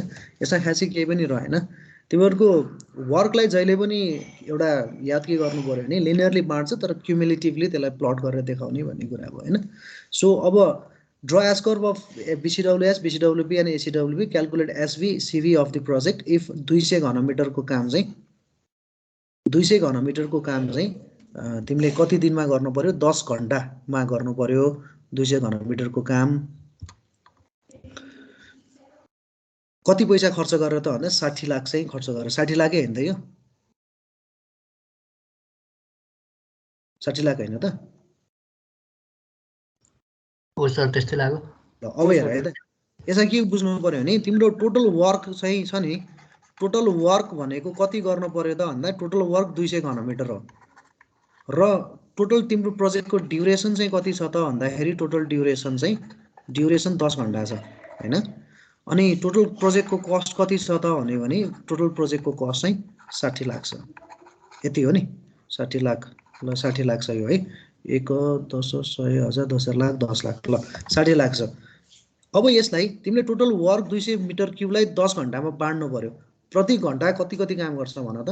ल प्रत्येक यहाँ वर्क कम्प्लिट राखेको छ, तिमीले यहाँ वर्क सेड्युल राख्देऊ न त। अब वर्क सेड्युल राख्देऊ है। वर्क सेड्युल राख्दाखेरि नि यो चाहिँ वर्क सेड्युलको कलम मैले थपेको है। 200 घनमिटरलाई 10 ले भाग गरेर त प्रति घन्टा कति काम गर्ने हुन्छ? 20 मिटर क्युब। 20 मिटर क्युब हो प्रत्येक घन्टा भनेपछि तिम्रो 2 घन्टामा कति गर्ने भयो? 40।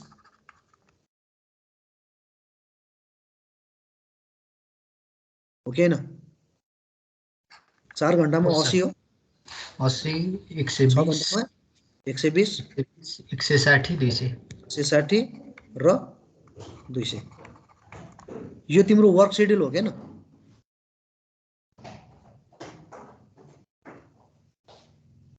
हो सर।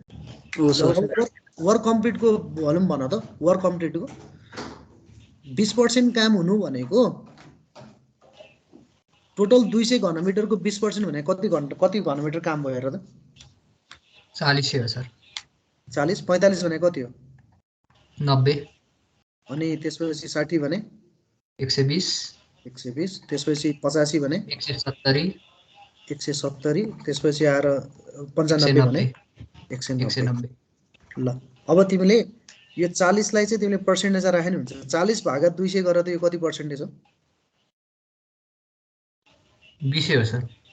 अनि 80 भने 40 यो 60 यो 80 यो 100 हो। ल अब हेर तिमीले जसरी पनि प्लट गर्न मिल्यो।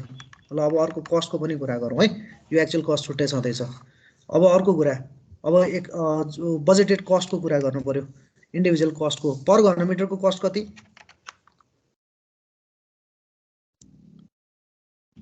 पर घनमिटरको कस्ट कति? 60 लाख डिवाइड बाइ 200 हो। यस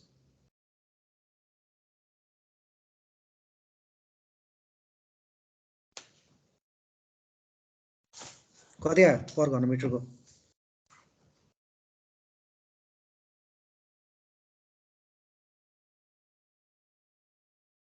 30,000 पर घनमिटर हो। 30 × 40 गर कति आउँछ यो? अब BCWS निकालिदिन्छु है मैले अब सिधै। BCWS भनेको 40 घनमिटर बजेट वर्क सेड्युल गरेको बजेटेड कस्टले गुणन गर। बजेटेड कस्ट भनेको कति हो रे?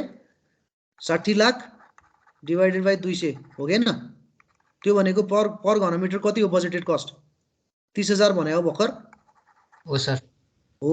अब यो 30K इन्टु 40, यहाँ 30K into 80, 30K into 120, 30K into 160 गऱ्यो भने यो सबैको कस्ट आयो यहाँ? आयो?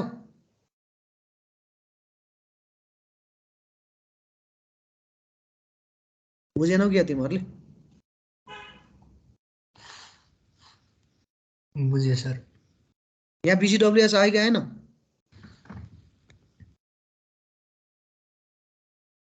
यो बुझेनौ अब तिमीहरूले? ल भयो त।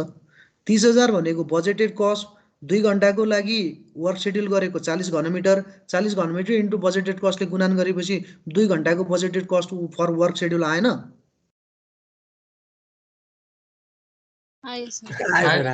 हो, अब 2 को नि आयो, 4 को नि आयो, 6 को नि आयो, 8 को नि आयो, 10 को नि आयो हैन? हो सर। BCWS आयो सबै? यस सर। अब BCWP निकाल यताबाट। BCWP को लागि चाहिँ 40 घनमिटरको काम भयो, 90 को काम भयो, 120 भयो, 170 भयो, 190 भयो भनेको वर्क पर्फर्म कति भयो भने हो नि त यो त। यो तिम्रो वर्क सेड्युल, यो तिम्रो वर्क पर्फर्म्ड होइन त? हो सर। हो। अब वर्क पर्फर्मलाई बजेटेड कस्टले गुणन गरे। यसलाई पनि 30,000 into 40, 30,000 into 90, 30,000 into 120, 30,000 into 170, 30,000 into 190 गर। यो सबै कस्ट भन्न त यहाँ आयो कि आएन BCWP? आयो सर आयो। हो। अब 3टा प्यारामिटर भयो त अब प्लट गर न 2 देखि 10 घन्टासम्म। यहाँ ACWP अलरेडी दिएर छ। आएन एस कर्व अब? बनेन? यस सर। ल अलिकति एक्सप्लोर गर न। के बुझेनौ फेरि पनि? अब भन है फेरि। सर एस्कर्भ चाहिँ कसरी बन्छ अरे? BCWS र BCWP निकालेपछि? अब 3टै बनाउने हो नि साथी। यस्तो हो नि अब त। अब तिमीले यसो गर, यहाँ तिम्रो टोटल एक मिनट है, एकै मिनट। ए जनक भाइ एकैछिन है, म एकैछिनमा तिमीलाई कल गरिहाल्छु ल। यहाँ हेर, यहाँ यस्तो भयो। यो टाइम हो कि नि यतापट्टि? अब यो टाइम हो कि त्यो त भन न साथी। यो कस्ट हो कि न? हो सर। ल अब 2 घन्टाको BCWS को भ्यालु भन कसैले। ल एक्चुअल कस्टको भन न पहिला। ल 2 घन्टामा कति पैसा खर्च भयो? 1,10,000 कि 11 लाख? 11 लाख। 11 लाख। त्यसपछि यो 4 घन्टा, यो 2 घन्टा, यो 4 घन्टा, यो 6 घन्टा, यो 8 घन्टा, यो 10 घन्टाको प्लट गर न इन्डिभिजुअल। अब 4 घन्टामा कति? 25 लाख यतातिर आइपुग्यो। 6 घन्टामा कति? 37 लाख यतातिर आइपुग्यो। 8 घन्टामा कति? 50 लाख यतातिर आइपुग्यो। 10 घन्टामा कति? 60 लाख। अब भइहाल्यो त नि। यो ल प्लट आएन? आयो सर। यो ACWP हो होइन? भर्खर प्लट गरे। अब यस्तै गरेर यहाँको BCWP को भ्यालु पनि प्लट गर अनि BCWS को पनि भ्यालु प्लट गर न। आएन? आयो सर। अनि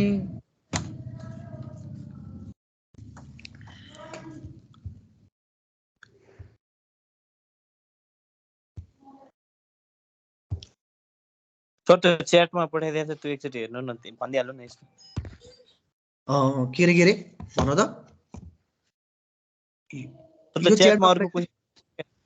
अर्को क्वेसन कुन चाहिँ? ल अर्को कसको गर्ने? सागर तिमीले पठाएको चाहिँ गर्ने भने हो? सुमनको त हामीले मिड टर्म एक्जामको बेलामा गराइदिएको थियौँ यो हिसाब पनि मैले।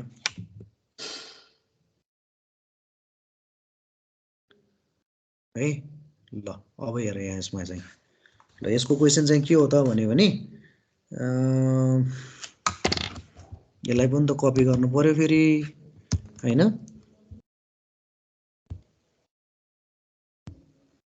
फर्क ल 1 मिनट। यसको बाँकी अर्को पनि क्वेसन छ है।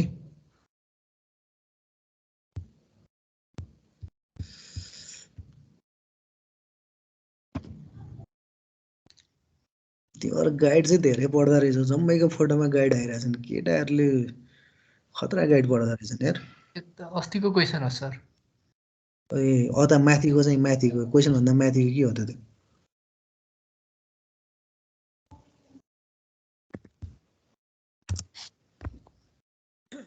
यो चाहिँ गाइड होइन यो के हो ए हो सर हो सर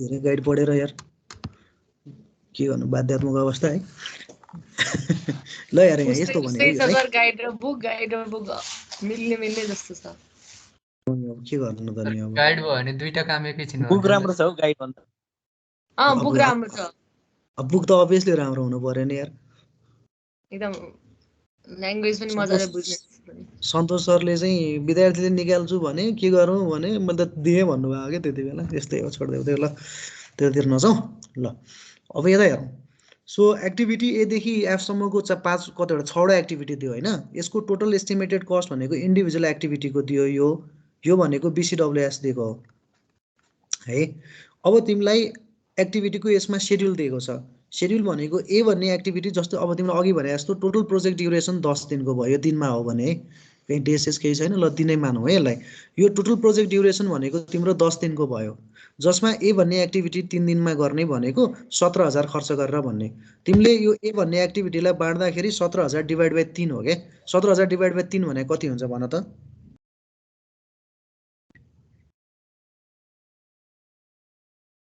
17,000 डिभाइड बाई 3 भने कति हुन्छ भन त 5,666 होला सर कति 5,666 होला त्यही हो सर 5,666.66 66 भनौँ न हैन यो भनेको यसरी बाँडेको हो के 5,666 हैन त्यस्तै बी को 12,000 छ र कति दिन भनेको छ 1 दिन 2 दिन 3 दिन 4 दिन भनेपछि प्रत्येक दिन कति हजार भयो @ 3000 भयो हैन हजुर हैन त त्यस्तै गरेर सी भन्ने एक्टिभिटीको 1 2 3 दिन 4 दिन 5 दिन भनेपछि यसलाई पनि @ 5 दिन कति दिन हो यो 1 दिन 2 दिन 4 दिन कति भयो 4,500 4,500 हैन त गुड त्यस्तै गरी डी को हेर त 1 दिन 2 दिन 3 दिन 4 कस्तो गाह्रो भयो यार पढ्नलाई 1 दिन 2 दिन 3 दिन 4 दिन 5 दिन छ 4 दिन छ सर 5 6 7 8 ए 5 दिन रहेछ के दिन यार 5 दिन रहेछ सर @ कति 1,000 हो हैन त्यस्तै 20,000 भनेको @ 10,000 हो हैन र 22,000 भनेको पनि 1 दिन 2 दिन 3 दिन 4 दिन 5 दिन 6 दिन @ कति हो आफै निकाल है यो भनेको BCWS हो साथीहरु है अब यसले हामीलाई के भन्यो त भन्दा BCWP चाहिँ पर्सेन्टेजमा दिएको छ हैन त कुन पर्सेन्टेजमा दिएको छैन अथवा कुन चाहिँ एक्टिभिटी कति सक्यो भने होला हैन जस्तै यहाँ हेर्यो भने अब यो क्वेशनै बुझ्न गाह्रो हो तै पनि म भन्दै हाल्छु ल हेर ए भन्ने यसले कति दिनमा हेरेको छ भन त 6th डेमा हेरेको छ हो हैन हो सर 6th डेमा हेरेको छ भने तिमीहरुले पहिला 6 डे सम्मको BCWS निकाल्नु पर्यो के 6 डे भनेको एन्ड कहाँ हो यहाँ हो किन भन त हो सर यो भनेको 6 डे को एन्ड हो किन यहाँ चाहिँ 6 डे सकिन्छ भने हो यो दिन सम्मको चाहिँ BCWS हेर्नु पर्यो के त्यो दिन सम्मको BCWS हेर्ने भनेको यो दिन सम्म तिम्रो शेड्युलमा के एक्टिभिटी सकिया छ हेर्नु पर्यो के यो चाहिँ यो लाइन चाहिँ तिम्रो प्रोग्रेसको लाइन भयो बेस लाइन योबाट यो चाहिँ जुन दिन चाहिँ तिमीले एनालाइसिस गरेको डेट हो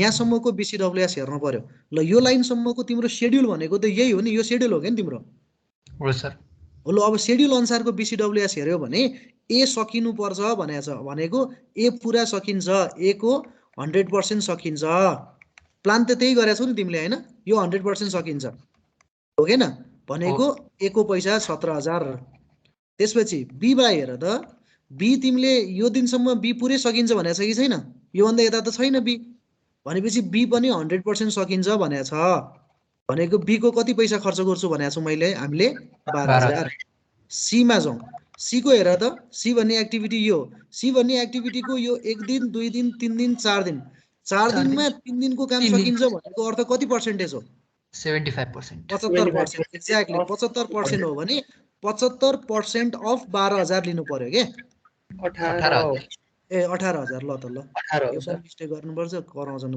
डी मा जाउँ डी भन्ने एक्टिभिटी को हेर त 1 दिन 2 दिन 3 दिन 4 दिन 5 दिन भनेपछि 2 दिनको मात्र काम भने कति पर्सेन्टेज हो 40 हो ल 40% डी को भने 40% अफ कति 5,000 हो हैन त्यस्तै ई मा जाउँ ई को छ त शेड्युलमा छैन ई को त छैन 0 अनि एफ को मा जाउँ एफ को कति छ 1 दिन 2 दिन 3 दिन 4 दिन 5 दिन 6 दिन 6 दिनमा 2 दिनको काम भने कति हो 33.33 33.33% अफ 22,000 हो। अब यो सबै जोड्यो भने यो पैसा के हो भन त? यो BCWS हो किन? हो सर। हो। अब BCWS आयो। अब BCWP लाई तलमा जाउँ। BCWSB लाई के भनेको छ त यसले? BCWP लाई चाहिँ पर्सेन्टेज कम्प्लिसन A को 100% भनेपछि A को कति लिनु पर्यो? 100% भन्ने बित्तिकै पुरै पैसा लिनु पर्यो। कति थियो A को? कति A को कति थियो? 17,000 थियो सर। 17,000। अनि B को के भन्यो? 60% भनेपछि 60% अफ B को BCWS कति थियो? अघिको बजेटेड 12,000 यो लिनु पर्यो। C को के छ? 100% 18,000 भनेपछि C को कति पुरै पैसा लिनु पर्यो? C को पनि। D को कति? D को 20%। अघिकोमा 20% ले गुणान गर D को पैसामा। E को 0 को 0, F को कति? 25% इन्टु अघिको पैसाले गुणान गर। यो टोटल जोड्यो भने यो के आउँछ यो? BCWP। अनि बाँकी यो तल दिएको सबै जोड्यो भने चाहिँ यो के आउँछ नि? Actual cost. अनि आएन अब? ए आइ आएन भन न। त्यसपछि त्यही CBSB ओभरअलको निकाल्नु न। हजुर हो, त्यही गर्ने हो। त्यसपछि त्यही गर्ने हो। तर मेरो भनाइ चाहिँ त्यसमा एसबी र सीबी मात्रै निकाल्ने होइन, तिमीहरूले जाने सबै कुरा छ, 5 वटै फ्याक्टर निकाल्दिने मेरो भनाइ चाहिँ है। पर्फर्मेन्स इन्डेक्स सीबी र एसबी पर्सेन्टेजमा, सीपीआई र एसपीआई, त्यसपछि के भन त? Estimated at completion.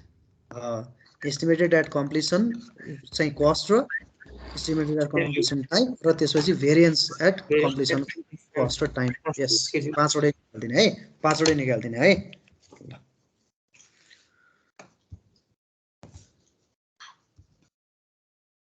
ल अब अरु चाहिँ केही छैन होला? भोग्ला यार, म अफिसबाट आउने बित्तिकै क्लास लिएको छ नि लगाएर त। बाँकी भोलि गरौँ न सर। ल पढ्दै गर हैन, कन्फ्युजन छ भने भोलि गरे हाल्नु। कन्फ्युजन भयो भने भोलि बेलुका फेरि राखौँ। ल ल भोलि गरौँ है त। हुन्छ सर। ल हुन्छ सर। भोलि गर्नलाई टाइम भन है तिमीहरू मिलाएर। ल हुन्छ सर। हुन्छ ल ल ओके ल, अल द बेस्ट। ल राम्रोसँग पढ। ल अरु कन्फ्युजनलाई भोलि डिटेल गरौँला है। ल ओके सर। हुन्छ। यति भएपछि तिमीहरूले एक राउन्ड पढ्न भ्याइहाल्छौ नि।